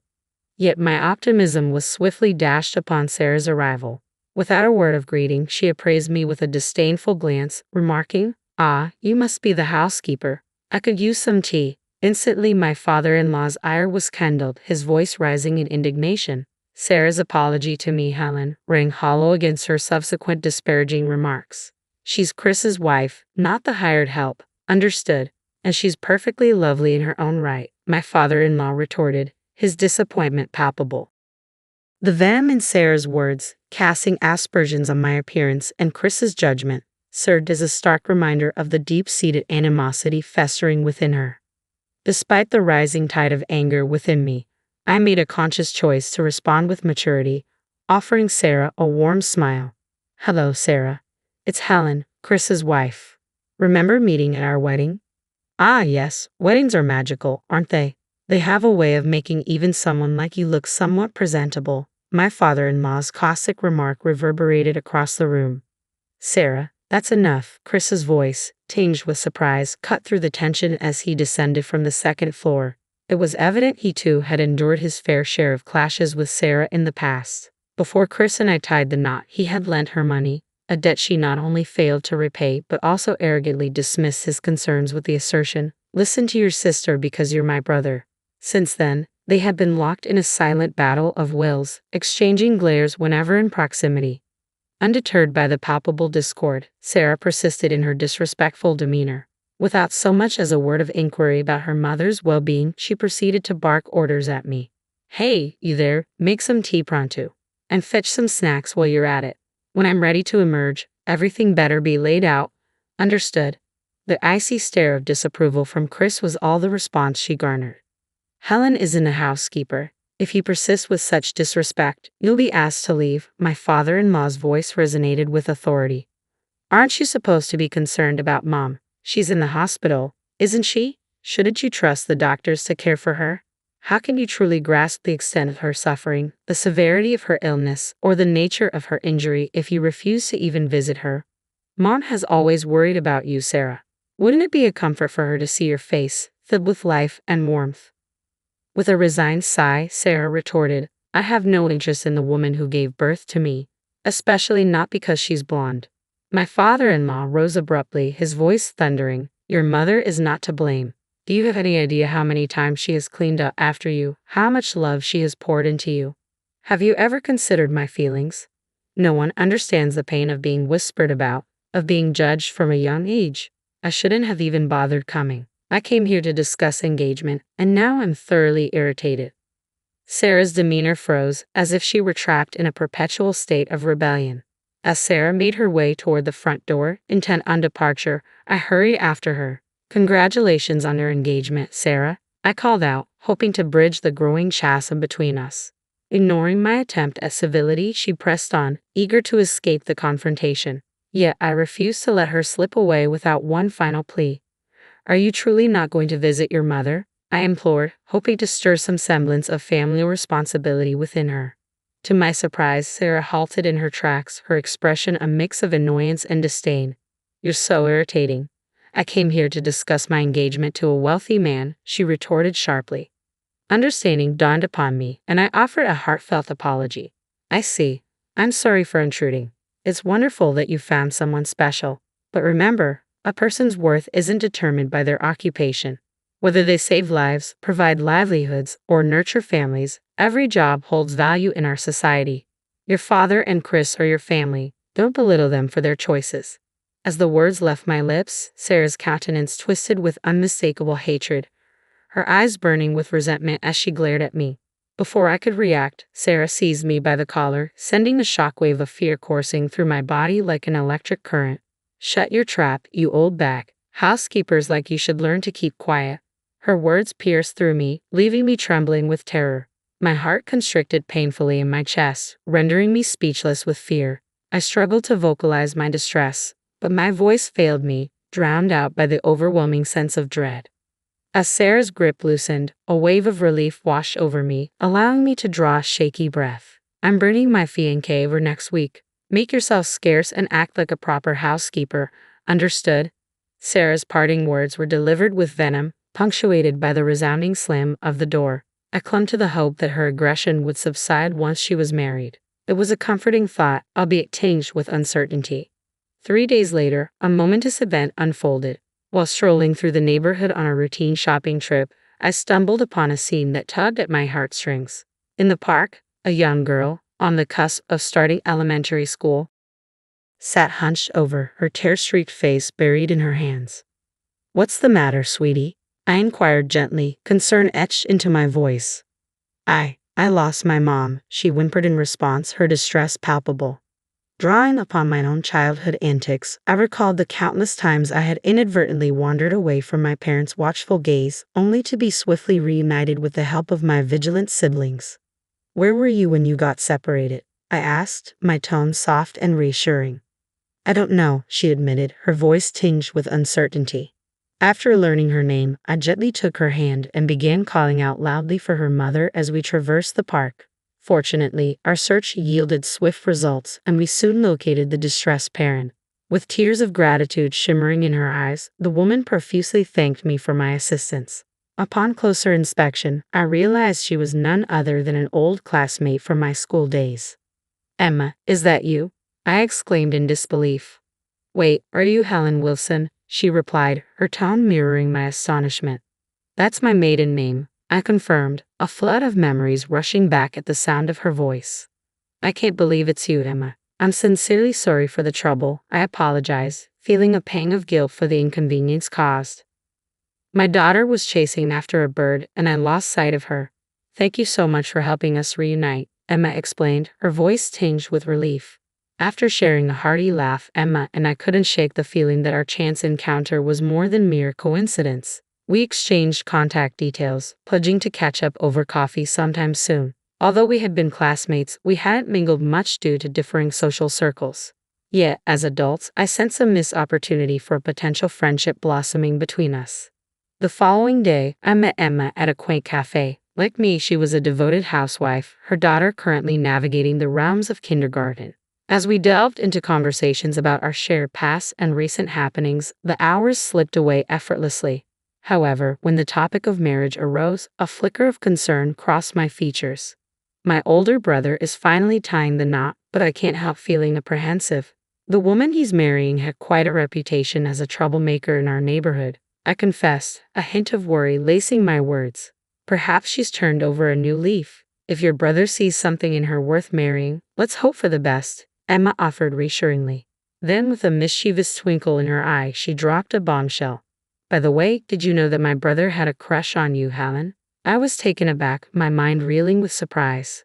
What? But we weren't even in the same grade, were we? I exclaimed, my mind racing to reconcile Emma's revelation. You were quite the catch, Helen. You had everyone swooning over you. Did you know that even the guy I had a crush on wasn't you? Emma disclosed his name, triggering a faint memory of his face, though I had never realized his feelings for me. I admit I may have felt a twinge of envy toward you back then, but it's all water under the bridge now. I'm glad I finally spilled the beans, she chuckled, a sense of relief evident in her demeanor. Well, this certainly complicates things. I always assumed the popular Helen would end up with the mature Chris. I mused, Emma's words prompting a trip down memory lane. Chris and I were indeed classmates, but like with Emma, we never really crossed paths. He was little more than a familiar face to me. However, at our reunion a decade ago, Chris confessed, "I had a crush on you since we were kids." That's when I realized I wanted no one else but Chris. And here we are, happily married, I concluded with a smile, grateful for the twists and turns that led us to where we are today. Soon, it was time for Emma to collect her daughter, signaling the end of our tea time together. Later, during my visit to the hospital to see my mother-in-law, the topic of Sarah naturally arose. Concern etched across her face, my mother-in-law insisted I must be discharged immediately, attempting to mobilize despite her frail condition. Since Chris is away on a business trip today, my father-in-law and I will take charge. We'll ensure Sarah's partner undergoes thorough scrutiny in place of my mother-in-law, I assured her firmly, prompting a chuckle from her. Witnessing her resilience, I resolved to tackle the impending marriage introduction with renewed determination. Come Saturday, Sarah arrived with her fiancé in tow. As memories of last week's altercation with Sarah flashed through my mind, a tremor of apprehension coursed through me. Nevertheless, I summoned my resolve and greeted them with a forced smile. Sarah's fiancé, a burly figure with a commanding presence, seemed taken aback upon seeing me, though the reason eluded me. Inviting them inside, my father-in-law and I exchanged pleasantries with Sarah's fiancé in the living room. However, as I busied myself boiling water, the exchange between my father-in-law, Sarah, and her fiancé unfolded in the living room. Regrettably, I missed catching his name amidst my tasks. Upon my return with the tea, I resolved to properly greet him. However, as I set the cups on the table, Sarah's taunting smirk caught me off guard. Isn't it amusing to have this woman as our housemate? She's essentially working for us, free of charge. Quite the joke, don't you think? Sarah's words sliced through the air, stinging with disdain. To hear such disparagement during our marriage introduction was beyond comprehension. Sarah's audacity left me speechless, though my indignation simmered beneath the surface. Thankfully, my father-in-law wasted no time in reprimanding Sarah. "Sarah, that's enough," he admonished sternly. Attempting to diffuse the tension, Mike interjected with a gentle tone. "I apologize. Sarah, why do you refer to her as a housemaid?" Despite his outward calm, Mike's disapproval was palpable as he fixed Sarah with a stern gaze. Unfazed, Sarah continued her tirade. "Well, that's precisely what she is, isn't it? Just look at her, hair tied back in a simple knot, wearing cheap clothes and an outdated apron.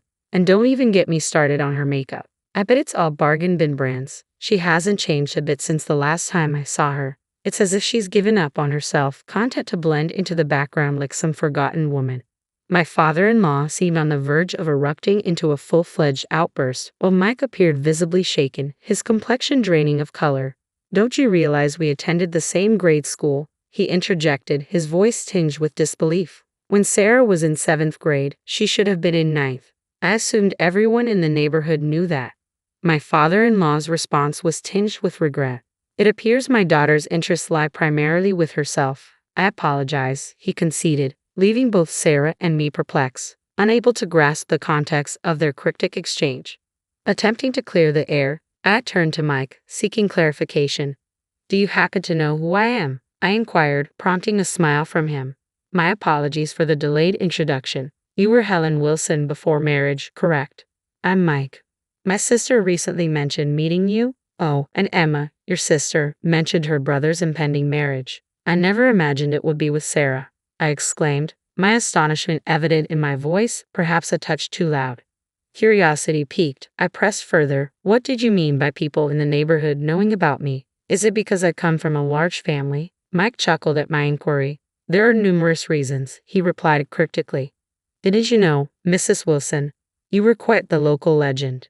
Not only were you charming, but you also stood up to the toughest teachers, earning their respect. You served as student council president in both middle and high school, and rumor has it, you turned down over 300 suitors.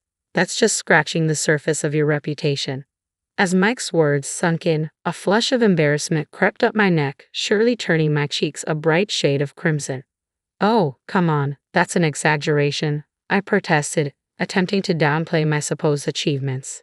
Sure, I come from a large family, but I hardly did anything remarkable in school. And as for rejecting suitors, it's more like 5, not 300.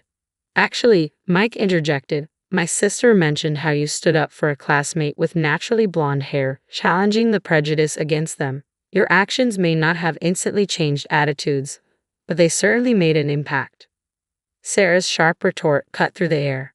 But weren't Helen and I in different schools? I always felt like an outcast, she countered, her voice tinged with bitterness.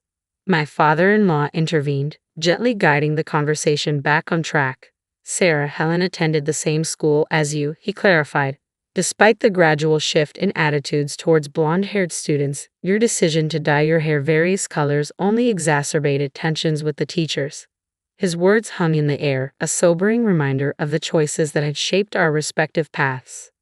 Sarah's expression morphed from shock to a disturbing grin. She processed the implications of her actions. So, if I hadn't dyed my hair, blonde would have been acceptable, she mused aloud, a hint of incredulity in her voice. However, her demeanor quickly darkened as she redirected her attention to me, her tone dripping with condescension. Helen, despite your vibrant school days, look at you now, a mere housewife, devoid of any sense of style, Sarah taunted, her words laced with disdain. Taking care of your mother-in-law and managing household chores must be quite the burden. You may have had your glory days, but now, there's nothing to boast about. This is what happens when you settle for an office worker like my brother. It's quite pitiful, really. Where he is, look at me, I'm the real winner, she crowed, punctuating her diatribe with a mocking laugh. Before my father-in-law could interject, I spoke up, determined to assert myself. That's merely your perspective, isn't it? I countered calmly. I find immense joy and fulfillment in my current life. I'm surrounded by a loving husband and supportive in-laws. Yes, caring for my mother-in-law while she's in the hospital can be challenging, but it's a responsibility I gladly shoulder. I am committed to ensuring her well-being, even beyond my own share. Ultimately, her health and happiness are what truly matter. Sarah's demeanor softened as she averted her gaze. Truth be told, fashion doesn't interest me, she admitted quietly. Sure, dressing up might please my husband, but beyond that, it serves little purpose. As long as we have enough to get by, I'm content. Back when I lived with my parents, we were barely scraping by. I still remember the cramped quarters shared among the 12 of us. Compared to those days, our current situation feels like paradise. Mike stood a little taller, addressing my father-in-law with sincerity. Sir, I must apologize. Originally, I came here to seek your daughter's hand in marriage. However, after hearing Sarah's sentiments, I've come to the conclusion that I am not suited to be her husband. Please forgive my abrupt change of heart. My father-in-law's response was measured yet understanding. Given the circumstances, it's evident that not many would be keen on marrying Sarah, he acknowledged. I will protest if you choose to call off the engagement. Please accept my sincerest apologies for any inconvenience caused. Mike offered another apology before rising from his seat. Sarah, who had remained tense throughout, suddenly sprung into action, seizing onto Mike's leg. Hold on a minute, you're the one who proposed, aren't you? She exclaimed, her voice trembling with desperation. How can you speak of calling off our marriage so casually? I won't tolerate living with someone who demeans my brother's wife and ridicules her in our own home. My family consists of my brother, his wife, and my sister, and I refuse to let them be hurt by your behavior. Rest assured, I'll treat your family with kindness. That's a given. In response, Mike's tone hardened. So, you tailor your behavior based on others' status? You look down on those you consider beneath you and fawn over those you perceive as superior, he accused, his disappointment palpable. I regret not seeing this side of you sooner, but now that I know, I can't continue to love you. Please release my leg if you understand, he implored gently. With those words, Sarah relinquished her grip, sinking to her knees as tears streamed down her face, overcome with emotion. My father-in-law and I left Sarah to her emotions and escorted Mike out.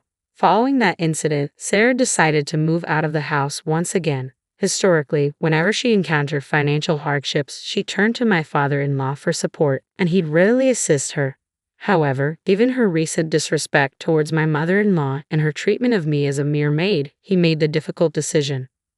My father-in-law made a firm decision not to extend any financial assistance to Sarah, regardless of her pleas. It appears Sarah now works in a clothing store, seemingly having outgrown her previous ventures into night work.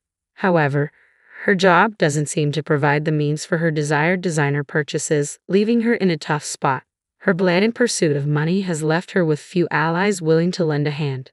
After being deserted by Mike and met with cold indifference from my father-in-law, Sarah sought solace from my mother-in-law. It's disheartening to witness how she resorted to tears and manipulation, attempting to elicit sympathy and financial aid from the ailing woman. Despite her own health concerns, my mother-in-law was moved by Sarah's display, but she ultimately made the difficult choice to sever ties with her. Since then, Sarah has vanished from our lives. Following my mother-in-law's discharge from the hospital, I became her constant companion, offering support as she adjusted to using a walking stick. Determined to make her daily life more manageable, I began seeking out ways to streamline household chores, ensuring her comfort and well-being. As my efforts to assist my mother-in-law gained recognition from my in-laws and Chris, expressions of gratitude flowed freely. I should be the one thanking all of you. Your support has been invaluable to me, I humbly responded, met with warm smiles from all around. Their appreciation brought me immense joy, fueling my sense of fulfillment. Maintaining regular contact with Emma, our occasional coffee outings provided moments of respite amidst the daily routines. However, the most significant news came when I discovered I was pregnant. The excitement and joy reverberated throughout the family, with my parents and siblings joining in the celebrations. I'm truly grateful for the outpouring of love and support from everyone. While I know the journey of childbirth and raising the child will present challenges, I am eager to embrace each moment with gratitude and cherish every precious memory. I reflected, filled with anticipation for the journey ahead. Are you done packing yet? Please make it quick. We plan to remodel your rooms once you move out, my oldest son's wife, Sarah, said impatiently, not even offering to help us pack. She seemed thrilled to claim this house as their own. Little did she know. Glancing at my husband, John silenced me with a look and turned a serene smile to Sarah. We're sorry for keeping you waiting. We'll leave by tomorrow with the movers coming in. It'd be best if you two stayed in your rooms. We were leaving behind the furniture and appliances we shared with Sarah and David. Besides our stuff from the bedroom and wardrobe, we didn't have much left to pack. We'd probably take less than half an hour to move out. The following day, our farewell was surprisingly dry. Well, we're off. Take care, we said. No apologies, no words of gratitude. They didn't see us off either. Sarah and David simply glanced at us from their leisure in the living room. Since they were so indifferent, we didn't need to make a fuss about leaving. But as we got into the cab silently, I couldn't help but worry about our cat. We were leaving her with them. Could Sarah properly care for her? Would she raise her with affection? I dialed a number on my phone as our house receded from view through the cab's window. In hindsight, it might have been my sixth sense that ticked off then. I'm Patricia, 64. I've been married to John, who's a year older than me, for 35 years. We've never had a major fight, and I would say we're pretty close. John worked for a foreign company and was often busy, but he always spent his spare time with the family. With his recent retirement, I was excited to spend more time with him, but it seems like I was the only one happy about his retirement. Our eldest son's wife was upset about it, and it was apparent.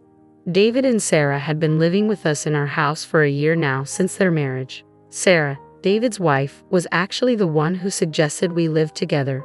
We have a subway station nearby, and with a well-developed public transportation system in our area, commuting to work and going for shopping is pretty easy, which is why Sarah loved our place. My husband John and I had initially been reluctant, considering they were newlyweds, but we eventually gave in, leading to our current situation. Not even in our wildest dreams did we think things would turn out this way. What on earth are you thinking? That was one day, about 2 months after John retired from his company. Just as I had returned from shopping, I heard John's booming voice and froze in the living room. John was scolding our eldest son David, who was sitting on the couch. It was unusual to find John this angry, since he's usually calm and gentle. What's going on? With a heavy sigh, John turned to me. David was rummaging through my bag and stealing money from my wallet. What?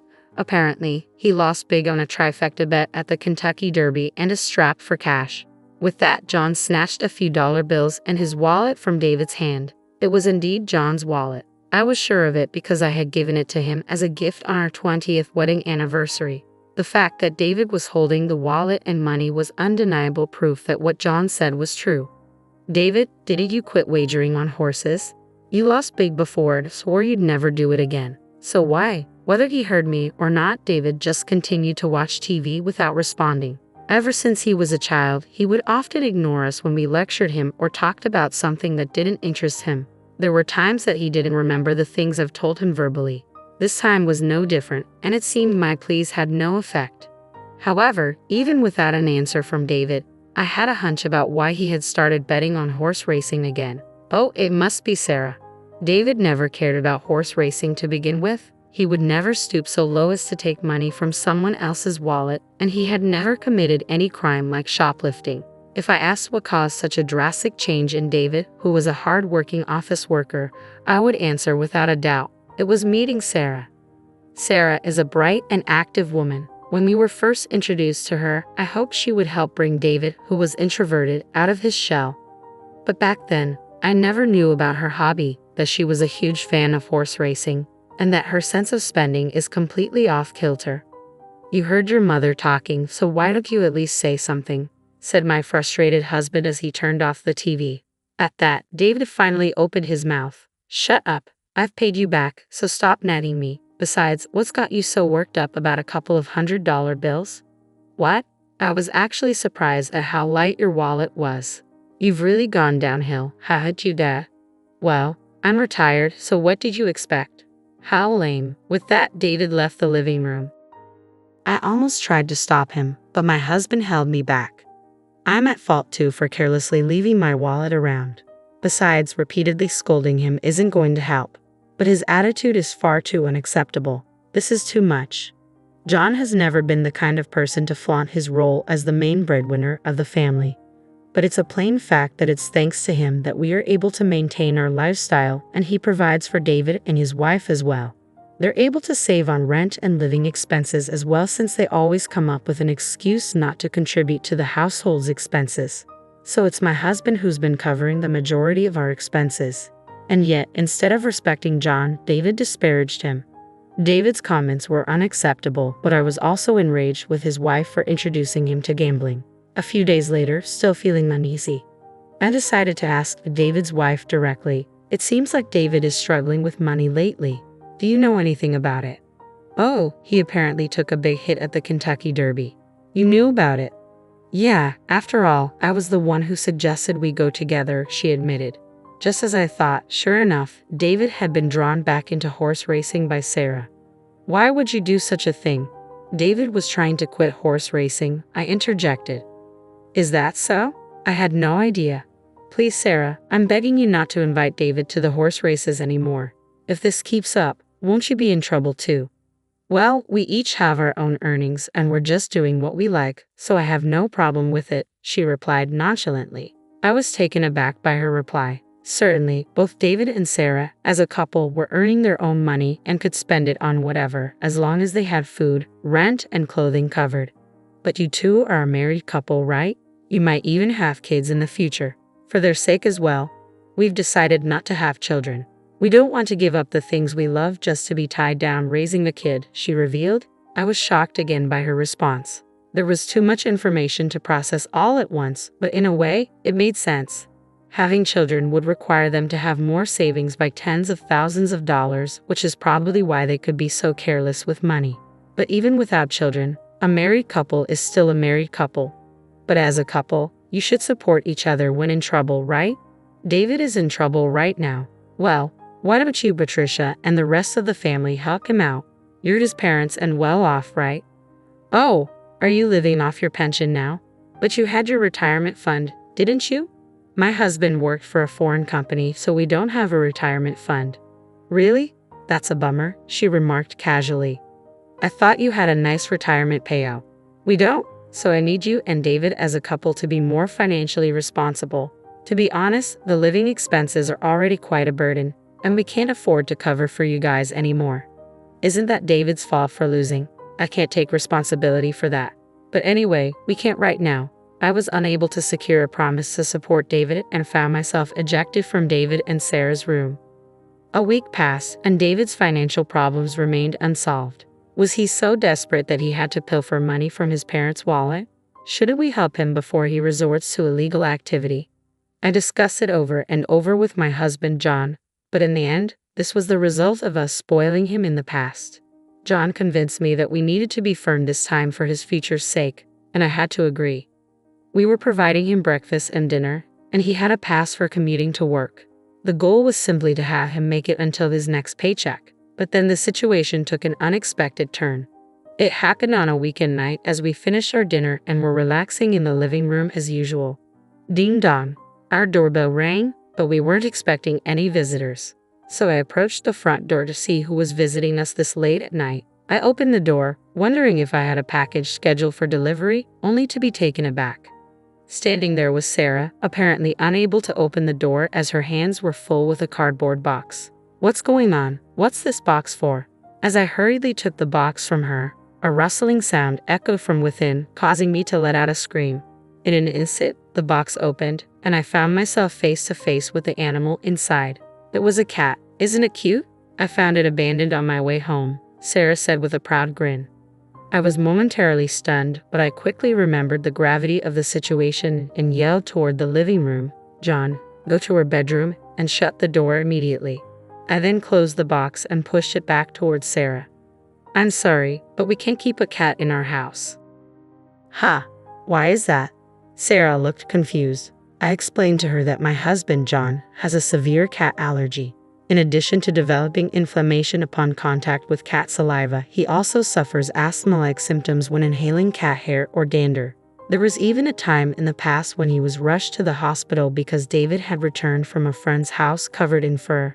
I thought I had already told Sarah about this when we started living together, but she seemed to have forgotten. "So, what are you saying? Do you want me to take it back where I found it? In this cold weather, it'll die." Sarah's statement left me at a loss for words. I couldn't possibly tell her to return it to the freezing cold outside. However, I can't expose my husband to danger either. "All right, you can keep it in your room for tonight, but just for tonight. Tomorrow, we'll contact an animal shelter and ask them to take it in." I thought that, at the very least, an animal shelter would provide temporary refuge for the cat. Sarah reluctantly nodded in agreement to my suggestion. I told my husband and son about it, and they agreed to let the cat stay in John and Sarah's room for the night. However, things didn't go as smoothly as expected the next morning. John and Sarah changed their minds and decided to keep the cat. "Sarah, that's not what we agreed on." "But I really want to keep it. It's so cute." "Why can I keep it?" "Because your dad is allergic to cats. He'll be fine as long as he doesn't touch it." "We'll take good care of it, please. You won't be home during work, right?" "Who will take care of it then?" "I can't, which is why I'm telling you that we can't keep it." How terrible. I didn't know that even you can be so inconsiderate, unable to even save a small and cute kitten. Animal shelters, they end up euthanizing them, you know? Handing it over to such a place just because it's inconvenient for you, turning a blind eye to the sacrifice. Do you know what they call people like you? A boomer. Why? You're just a nuisance. If you can't live with this kitten, then please leave this house immediately, Sarah snapped. I was about to snap back at her, but David chimed in. "It's a good opportunity. Why don't you guys move into a retirement home? It might be comfortable. You're at that age and we're not taking care of you guys. You guys aren't even bringing in any income anymore. I've had enough." "Fine." Suddenly, my husband, who had been silently listening to our argument, interrupted me. Since last night's incident, he'd been wearing gloves and a mask and keeping a distance from David and his wife. I felt sorry for making him uncomfortable in his own home. "The reason we can't keep the cat is my fault. I will take your advice and leave," John said. As David said, this might be a good opportunity to consider moving into a retirement home. Saying that, John looked at me. Understanding his intentions, I remained silent. David and his wife probably took this as us giving up on our house. They suddenly became more cocky. "We'll take good care of this house, so don't worry. But keep the property under your name. The paperwork and payments are a pain. Moving into a retirement home can be quite expensive, you know. Please handle yourselves. Don't rely on us." "We aren't helping," they said. seeming relieved, even joyful, at our compliance. This must be their true nature. Perhaps they picked up that kitten on purpose, hoping for this to happen. I realized that we had been manipulated by Sarah. For the following week, I began packing while looking out for John. David and his wife, who had lost all reserve, continued to throw veiled insults at us. But they probably realized that if John collapsed, our move out would only get delayed. So they did not let the cat out of their room. That was the only promise they kept. "Are you done packing yet? Please make it quick. We plan to remodel your rooms once you move out," Sarah said impatiently, not even offering to help us pack. It seemed they couldn't wait to make this house their own. They really don't know anything, do they? I glanced at my husband. He silently calmed me down and gave a gentle smile to Sarah. "We're sorry for keeping you two waiting. We'll leave by tomorrow. The mover's coming in. It'd be best if you two stay in your rooms," he said. We were leaving the furniture and appliances that we shared with Sarah and David behind. Besides our stuff from the bedroom and wardrobe, we didn't have much left to pack. I bet it won't even take 30 minutes to move everything out. And came the next day. Our farewell was surprisingly dry. "Well, we're off," I said. "All right, take care," Sarah replied. No apologies, no words of gratitude. And they didn't see us off either. Sarah and David simply glanced at us from their leisure in the living room. Since they were so indifferent, we didn't need to make a fuss about leaving. But as we got in a cab, silently, I couldn't help but worry about our cat. We were leaving her with them. Could Sarah properly care for her? Would she raise her with affection? As our house receded from view through the cab's window, I dialed the number on my phone. In hindsight, it might have been my sixth sense that ticked off then. I did have some concerns about our life after moving out, but things became much easier for me. After all, we had two fewer people to worry about. Everything from meals to making choices, I only had to put in half the effort I used to. No need for considerations or worries. I felt like I had regained the freedom I had before David got married. About a week into this new daily routine, I received a call from Sarah one evening. After getting my husband's approval, I answered the call. Suddenly, a frantic voice echoed from the other end of the line. "Patricia, what's going on? Power and gas have been cut off." It seemed that she had just gotten home. She was so flustered that the call had accidentally switched to video, but all that could be seen on the screen was the light from a flashlight moving around in a pitch-black room. I couldn't see her face. "That's because we canceled the contract for our utility bills." "Of course, they'd be off," I explained. "What? What do you mean? Why did you cancel them? Are you trying to get us in trouble? Are you doing this because we kicked you out?" Sarah's voice rose in panic. "Sarah, calm down. Is David there?" My husband's calm voice seemed to pacify her somewhat. "He just got home," Sarah responded. David seemed to be having a mild panic attack at the sight of their pitch-black house. We waited for them to calm down before my husband explained the truth. "We've actually sold the house. The new owner has been decided, and the handover date is coming up soon. That's why we canceled our utilities contract." "Sold? We weren't told about this. Were you going through the process without telling us? We live here." I couldn't help but interrupt Sarah, hearing her entitled claim. I had to tell David about the contract and the handover date, even the progress. However, judging by Sarah's reaction, it was clear that David had not passed the message on to her. Rather, he may not even remember what he was told, given his habit of not listening. Over the past few months, the house had been in chaos due to meetings with real estate agents and potential buyers. David and Sarah, who were hardly home during the day, must have been oblivious to all this. There were plenty of chances for them to notice what was going on, but they missed them all. They simply never cared about what went on in the house, and that's on them. "So, I assumed you guys would move out soon after we did. Have you not moved out yet?" I decided to ask, feigning ignorance. Immediately, a quarrel erupted on the other end of the line. Accusations were thrown around. "It's your fault. I didn't know we'd been fooled," and the image of David and Sarah arguing in the dark was both surreal and amusing. However, once their argument ended, David and Sarah turned their frustration back on us. "Even so, isn't it overbearing to proceed with this without a consensus? I don't remember agreeing to this," Sarah complained. "Well, I did get a reply when I asked if it was okay to sell the house. You said, 'Yeah, sure,'" I responded. Technically, all I received was an absent-minded response from David, who was watching TV at the time. Still, he agreed to it. "It's his fault for not listening and giving careless responses when I told him," I added. David was momentarily speechless, but then he seemed to have a change of heart and shouted loudly, "Ah, enough. I get it. So what are we supposed to do?" "What do you mean? Where are we supposed to live? Where do we go now? You've prepared a place for us, right?" David's yelling took my husband aback. "Why?" my husband asked back, puzzled. Our son was taken aback by this answer. "You kicked us out. Why do we have to find you a new place?" I interjected. "But we really didn't kick you out. You were planning to leave anyway, right? So it's not our fault at all. Besides, it was your decision to sell the house. It's your responsibility to secure housing for us since we are affected by this," I argued. "Yeah, that's right. For a rental, you pay some amount for leaving, then you gotta pay us some money too. I know you made a lot from selling the house. Rental, huh? Before paying you any vacating fee, you should pay us the rent for the period you were living in that house, shouldn't you? Plus, we covered all your living expenses too. Let's have you pay all of that upfront, including rent and living expenses. It'll be about $7,000 for a year. You can pay it right now, can't you?" David and his wife remained silent with a groan. Considering David's financial situation, we were well aware that they were tight on money. Realizing that we had the upper hand, David started apologizing to appease us. "That's right, we should be the ones to pay first. But we don't have the money right now, so we can't. So, to make sure we can pay you back properly, why don't we live together again?" he suggested. "Yeah, that's right. Please tell us where you're moving to. We'll move in with you guys right away," Sarah chimed in. I sneered at them.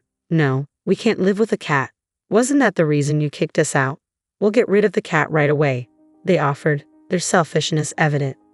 Feeling deeply sorry for the cat at their excessively selfish words, I refused. "No, we can't live with a cat. Wasn't that the reason you kicked us out?" As expected for David and his wife, the cat was nothing more than a tool to kick us out of the house. "As long as it benefits you, you're willing to put others' needs over your wants. Doesn't that make you a boomer?" I retorted, throwing their own words back at them. Sarah started to cry, but we had no obligation to be swayed by their tears. Besides, the place we moved into is an apartment for the elderly, so young people like you can't live there. You're the ones who suggested it, remember? I reminded them. After talking over them, I hung up. All I could hear from the phone was David and Sarah crying. In the end, we never heard an apology from them. Soon after that, the young couple left the house. Apparently, they had no savings and they both declared bankruptcy. Now, they live in public housing. When we returned to the house once for cleaning before handing it over, we were able to hear about David and Sarah from our friendly neighbor's wife. According to her, they had quite a hard time packing in a house without electricity, and as expected, they left the cat behind when they moved. Fortunately, I had asked the neighbor's wife to take care of the cat in advance, and she agreed. I offered to help her find a new owner for the cat, but she grew attached and decided to keep it. What was surprising was that David and his wife didn't get divorced. Those two were probably meant for each other. They might be eyeing my husband's inheritance, but we picked a pretty nice apartment. By the time we pass away, there will be hardly anything left. Finally, we were able to start living our life together as a couple without any interruption. The senior housing where we moved in has excellent services, with a gym, karaoke, and a pool. We even get served freshly made meals 3 times a day. And above all, there are many couples our age in the building. We have made a lot of new friends here, and we plan to enjoy our retirement years together. On my 40th birthday, which my husband had forgotten, I found myself at a charming French restaurant, courtesy of an invitation from my mother-in-law, Haley. As I savored each bite of my meal, Haley's thoughtful gesture brought a touch of warmth to the otherwise overlooked occasion. Unexpectedly, Caleb, who was supposed to be at work, strode into the restaurant with a woman I didn't recognize. Their demeanor left no doubt. They were a couple. A surge of irritation washed over me as Marry You by Bruno Mars began to play from a distant table. In the midst of the melody, Caleb dropped to one knee, offering the woman a bouquet and a ring, uttering those timeless words, "Will you marry me?" Amidst tears of joy, she accepted, and the surrounding patrons erupted into congratulations and adoration. Exchanging glances with Haley, I forced a smile and with a knife in hand, approached Caleb to offer my congratulations. "What a wonderful proposal. I'm genuinely envious," I remarked, trying to mask my inner turmoil. Caleb, oblivious to my sarcasm, replied, "You never did anything like this for me." Those words finally caught Caleb's attention, and his face paled in realization. "My name is Kinsley," I continued, dropping the charade. "I live with my husband Caleb and my mother-in-law Haley." I reflected on the complexities of our relationships, how Haley, despite the societal stereotypes, had been a pillar of support, while Caleb's attentiveness had waned over the years. Our marriage, once filled with promise, now bore the weight of unspoken truths and neglected celebrations. As days turned into years, Caleb's absence grew more pronounced, his excuses more flimsy. Even on our anniversary, his priorities lay elsewhere, leaving Haley and me to pick up the pieces of our shattered expectations. Yet, amidst the disillusionment, Haley remained steadfast, her unwavering support a beacon of hope in the storm of Caleb's indifference. And though Caleb attempted to mask his guilt with belated gestures of affection, the underlying truth remained unchanged. On my 40th birthday, as Caleb's message flashed across my screen, I couldn't help but feel a pang of resignation, a silent acknowledgement of the distance that had grown between us, and the birthday wishes left unsaid. I got a sinking feeling from the moment I woke up that morning, and true to my instincts, it seemed he had forgotten. "Really? Forgetting not just the anniversary but your wife's birthday too, Kinsley?" Haley's voice was filled with genuine sympathy. "I'm so sorry for my foolish son." "No, Haley, you don't have to apologize. Please don't worry about it," I replied, trying to brush off the disappointment. Haley, however, had a solution. As an apology, though it might not seem like much, I had a hunch this might happen. So I booked a table for two at a French restaurant near the station.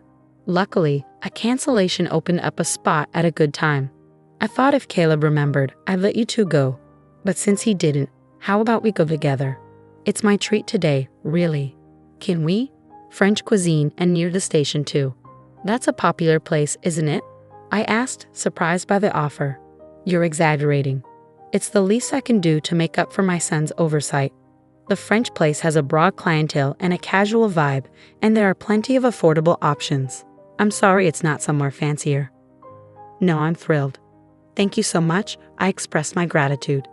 While it's about time for our reservation, shall we head out? Haley suggested, and we left for the restaurant. The atmosphere at the French restaurant was indeed casual, as Haley had described, with a mix of patrons, including some flashy-looking young people. I felt relieved. An overly upscale place would have made me nervous. The young diners seemed to be enjoying themselves, chatting and taking photos with their smartphones. Perhaps they were YouTubers reviewing the restaurant. Once we were seated, Haley handed me a beautifully wrapped, fairly large box. "This is a present from me," she said with a warm smile. "A present? Thank you," I exclaimed, surprised. Inside was a brand new bag that I had been eyeing. Can I really accept something this nice? Thank you so much, I expressed my gratitude. Of course, Kinsley, you've always been so helpful. Please accept it as a token of my appreciation, Haley insisted. I was deeply touched by her gesture and felt blessed to have such a kind mother-in-law. Well then, shall we start the birthday celebration? Haley announced, and our dinner began. True to its reputation, every dish served at the popular French restaurant was delicious, nearly making our cheeks fall off. The courses progressed smoothly, and just as we were about to finish the main meat dish, Haley suddenly fell silent and turned pale. "Haley, is something wrong?" I asked, concerned. She pointed tremblingly towards the entrance behind me. "Kinsley, look." Turning around, I couldn't believe my eyes. Caleb, who was supposed to be staying overnight at work, entered dressed in a stylish suit, accompanied by a young woman in a neat dress. Caleb was escorting her arm in arm. I thought I was mistaken, but no matter how many times I glanced back, it was definitely Caleb. I was so shocked that I forgot to breathe for a moment, watching the two of them. Caleb, looking happy, didn't seem to notice us at all. "Kinsley, is this?" Haley trailed off, her expression mirroring my own disbelief. "Probably, but should we watch a little longer? It's not confirmed as cheating yet, right?" I reasoned, my mind grappling with the surreal scene unfolding before us. Confused, we decided to continue our meal while discreetly keeping an eye on them. Fortunately, Caleb's table was far from ours, and he, being in high spirits, didn't notice us at all. I hoped it was all a misunderstanding, but Caleb and the woman looked unmistakably like a couple from any angle. Was Caleb cheating with her all this while, claiming he was busy with work, facing a crisis at the company, forgetting our anniversary, my birthday? Thinking about it, a deep anger welled up inside me. Suddenly, Caleb formally presented the woman with a bouquet of roses. The atmosphere shifted as "Marry You" by Bruno Mars started playing in the restaurant. "It's a surprise proposal," murmured the surrounding customers, their attention fixed on Caleb and the woman. Even the young YouTuber at the next table started filming them. Listening closely, I could hear Caleb saying something to the woman. "I'm sorry I can't always be by your side, but Ellie, I want to make you happy," he said, offering her an engagement ring. "Will you marry me?" The woman, tearfully accepting the bouquet and ring, replied, "I'm so happy. Yes, I will." At the same time, warm applause and voices saying congratulations filled the air. The song reached its climax, heightening the atmosphere. "I can't believe it. Not just cheating, but proposing," I whispered incredulously, still trying to process what I was witnessing. Glancing at the woman Caleb called Ellie, her face brimming with pure joy upon receiving the proposal had a refined and graceful air that didn't seem to belong to someone who would knowingly get involved with another's husband. Of course, appearances can be deceiving, but still. I looked at Haley, who seemed to be waiting for my reaction. "That foolish son. We can't let this go," she declared, her eyes holding a quiet rage. "Yes, Haley," I affirmed, determination solidifying within me. Taking and using knives from the cutlery box, we held them in one hand as we made our way through the other customers towards Caleb. "Congratulations. What a beautiful proposal." "I'm so envious," I said with the biggest smile, masking the storm of emotions raging inside me. With all the composure I could muster, I thanked Caleb. Still buoyed by his obliviousness, he responded without realizing it was me. "You never did anything like this for me," he remarked. Those words finally pierced his unawareness, and he turned around cautiously. Upon seeing me smiling, his complexion paled. "Kinsley, why are you here? We came here at Haley's invitation, right?" Caleb stammered, seeking confirmation from Haley. I turned back to Haley, maintaining my smile, and she nodded in agreement. "Exactly, but I'm surprised. Who would have thought my son, who was supposed to be staying at the company because of its critical situation, who was already married to Kinsley, would be proposing to another woman? Can you explain what's going on?" I questioned, my tone controlled but firm. Upon noticing the knives we were holding, Caleb's complexion turned even paler, but he managed to stammer out an excuse. It's not what it looks like." "What do you mean, not what it looks like?" "This is, not a proposal or anything. She's a junior at work. I just wanted to thank her because she's always working hard with me. And since it's her birthday today, I was just giving her a present and celebrating." Caleb attempted to explain, his words falling flat in the tense atmosphere. His clumsy excuse only caused more speculation among the onlookers. It clearly looked like a proposal. "What are you trying to hide? He's already married, really?" Even the staff at the restaurant were puzzled by the situation. Thought it was a successful proposal, but then the wife shows up. "Looks like we've stumbled into a real-life drama. So it's emergency live streaming time," commented the YouTuber, starting to film us. Undeterred, I pressed on, focusing on the sapphire ring on the woman's left ring finger. "Interesting. A bouquet of roses and that ring, which obviously looks more expensive than the one you gave me as a birthday present for your junior, huh? Well, by the way, today is my birthday too. Did you remember that?" I interjected, watching as realization dawned on Caleb's face. "What have you been saying since earlier? A junior, a birthday present. But who are these people?" The woman confronting Caleb clearly did not know he was married. If she had known, she wouldn't have failed to recognize me as his wife. I introduced myself to her with a smile. "Nice to meet you. I'm Caleb's wife of 5 years. He's always in your care." I emphasized the word wife particularly strongly. "I am Caleb's mother. I had no idea my son was in a relationship with you while already having a wife," I stated firmly. Haley introduced herself to the woman with a full smile, but the murmur around us grew louder. His wife? So he really was married, proposing to another woman while married? That's the worst. Poor wife. Take back my congratulations. What a real-life drama. Are they shooting a drama or something? More onlookers gathered around, the woman turning pale at our introduction, muttering, "No way." Then, with tears in her eyes, she glared at Caleb. These were tears of a different kind than those of joy she had shed earlier. "What do you mean, Caleb? You never told me you had a wife." "No, it's…" Caleb stumbled over his words, attempting to explain. "You're married and you proposed to me while having a wife. What does that mean? I've always trusted you." The woman's voice trembled with hurt and betrayal. "It's not like that, Ellie. It's not an affair. I was serious. I intended to marry you. That's why before getting married to Ellie, I was planning to divorce Kinsley," Caleb confessed, stopping himself mid-sentence, realizing he had dug his own grave. "So you admit to the affair?" The mistress was also deceived. "Wow, that guy is the worst on so many levels." Criticism towards Caleb from those around us grew even larger. "This is definitely a showdown. Saw something incredible. The stream is hitting an all-time high." The YouTuber was excited, as if he had caught something great on camera. "You were planning to divorce me and remarry, surrounded by 3 women and the focus of everyone in the restaurant," I remarked, incredulous. Caleb was sweating profusely. Suddenly, the woman stood up.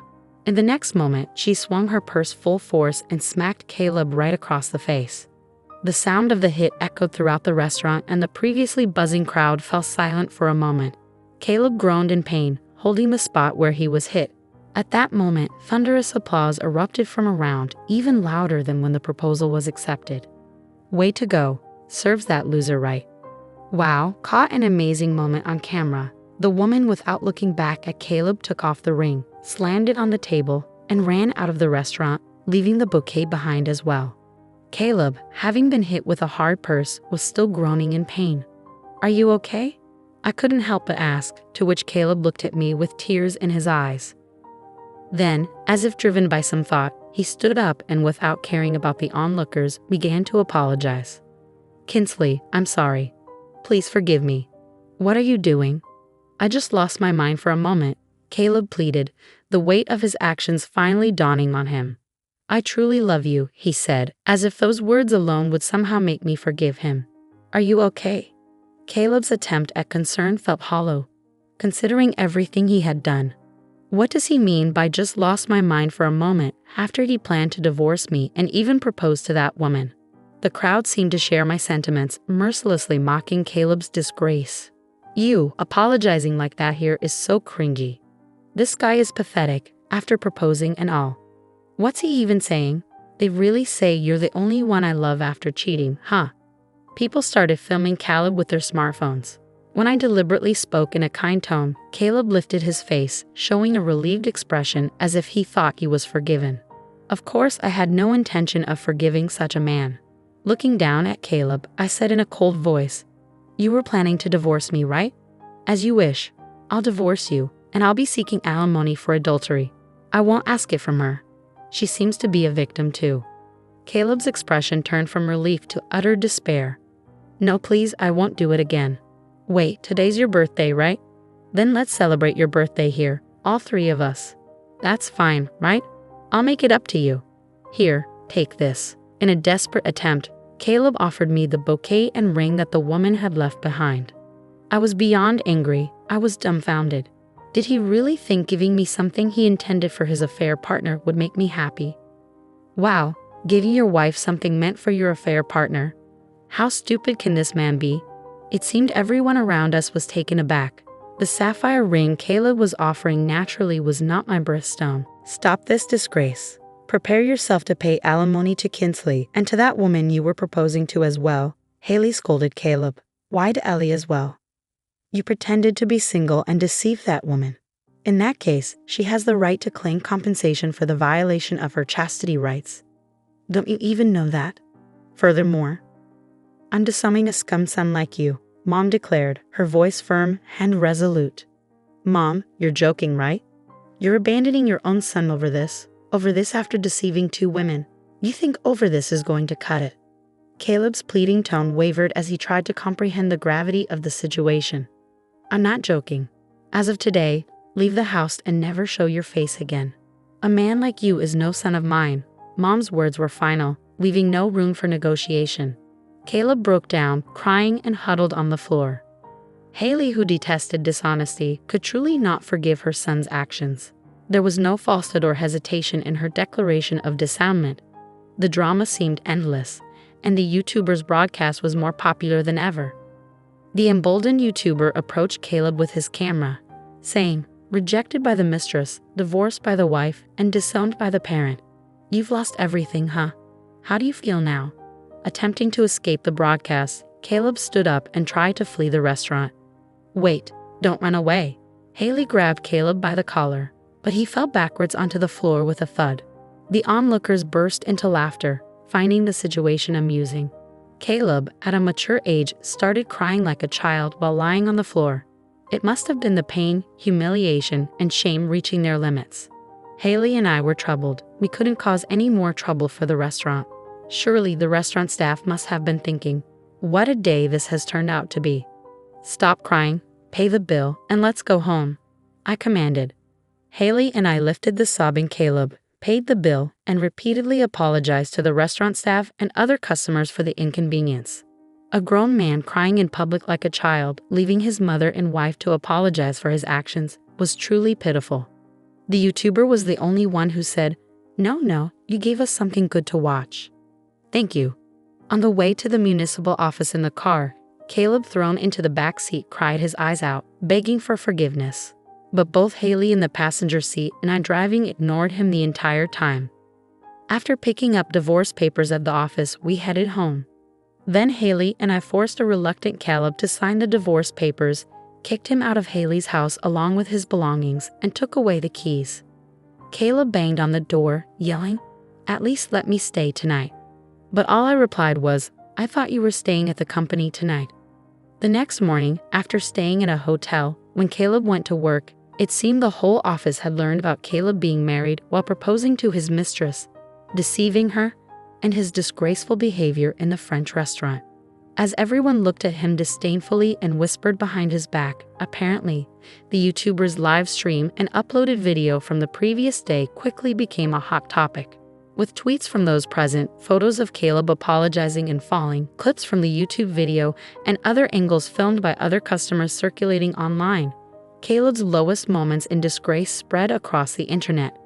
The office was abuzz with rumors, and the notorious video had many highlights, from the proposal to the wife's appearance, the mistress hitting him, apologizing, divorce and disavowment declaration, and the fall, attracting viewers who love satisfying stories, dubbing it real-life satisfying drama, with views skyrocketing.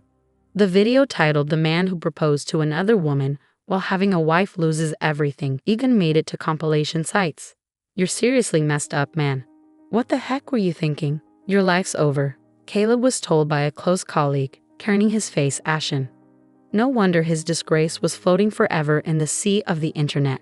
However, Caleb's misfortune didn't end there. He was called into the president's office that very day and was fired. "Caleb, what have you done?" Caleb's affair partner Ellie turned out to be the daughter of a major client CEO. The client CEO found out about the video through rumors among employees, and after watching it, became furious upon discovering his daughter had been deceived. "Our client is furious with our company. I need you to take responsibility and resign," he was told. Caleb couldn't offer any defense. The truth was, he had approached Ellie knowing who she was, hoping to benefit from her status, even aspiring to possibly become the next president through her. There was no room for excuses now. Jobless.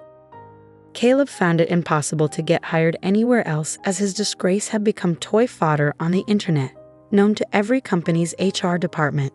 I relentlessly filed for alimony against him, and Ellie, too, filed for damages against Caleb for deceiving her into a relationship under the pretense of being single, violating her right to chastity.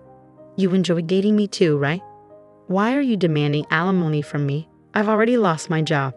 Give me a break," Caleb pleaded. But such an argument was futile. In their last meeting, Ellie coldly told him, "Every moment I spent happy with you is now a dark history." Under the watchful and intimidating glare of her father, the company president, eventually Caleb had to pay a hefty sum in alimony to both me and Ellie, forcing him to take on debt.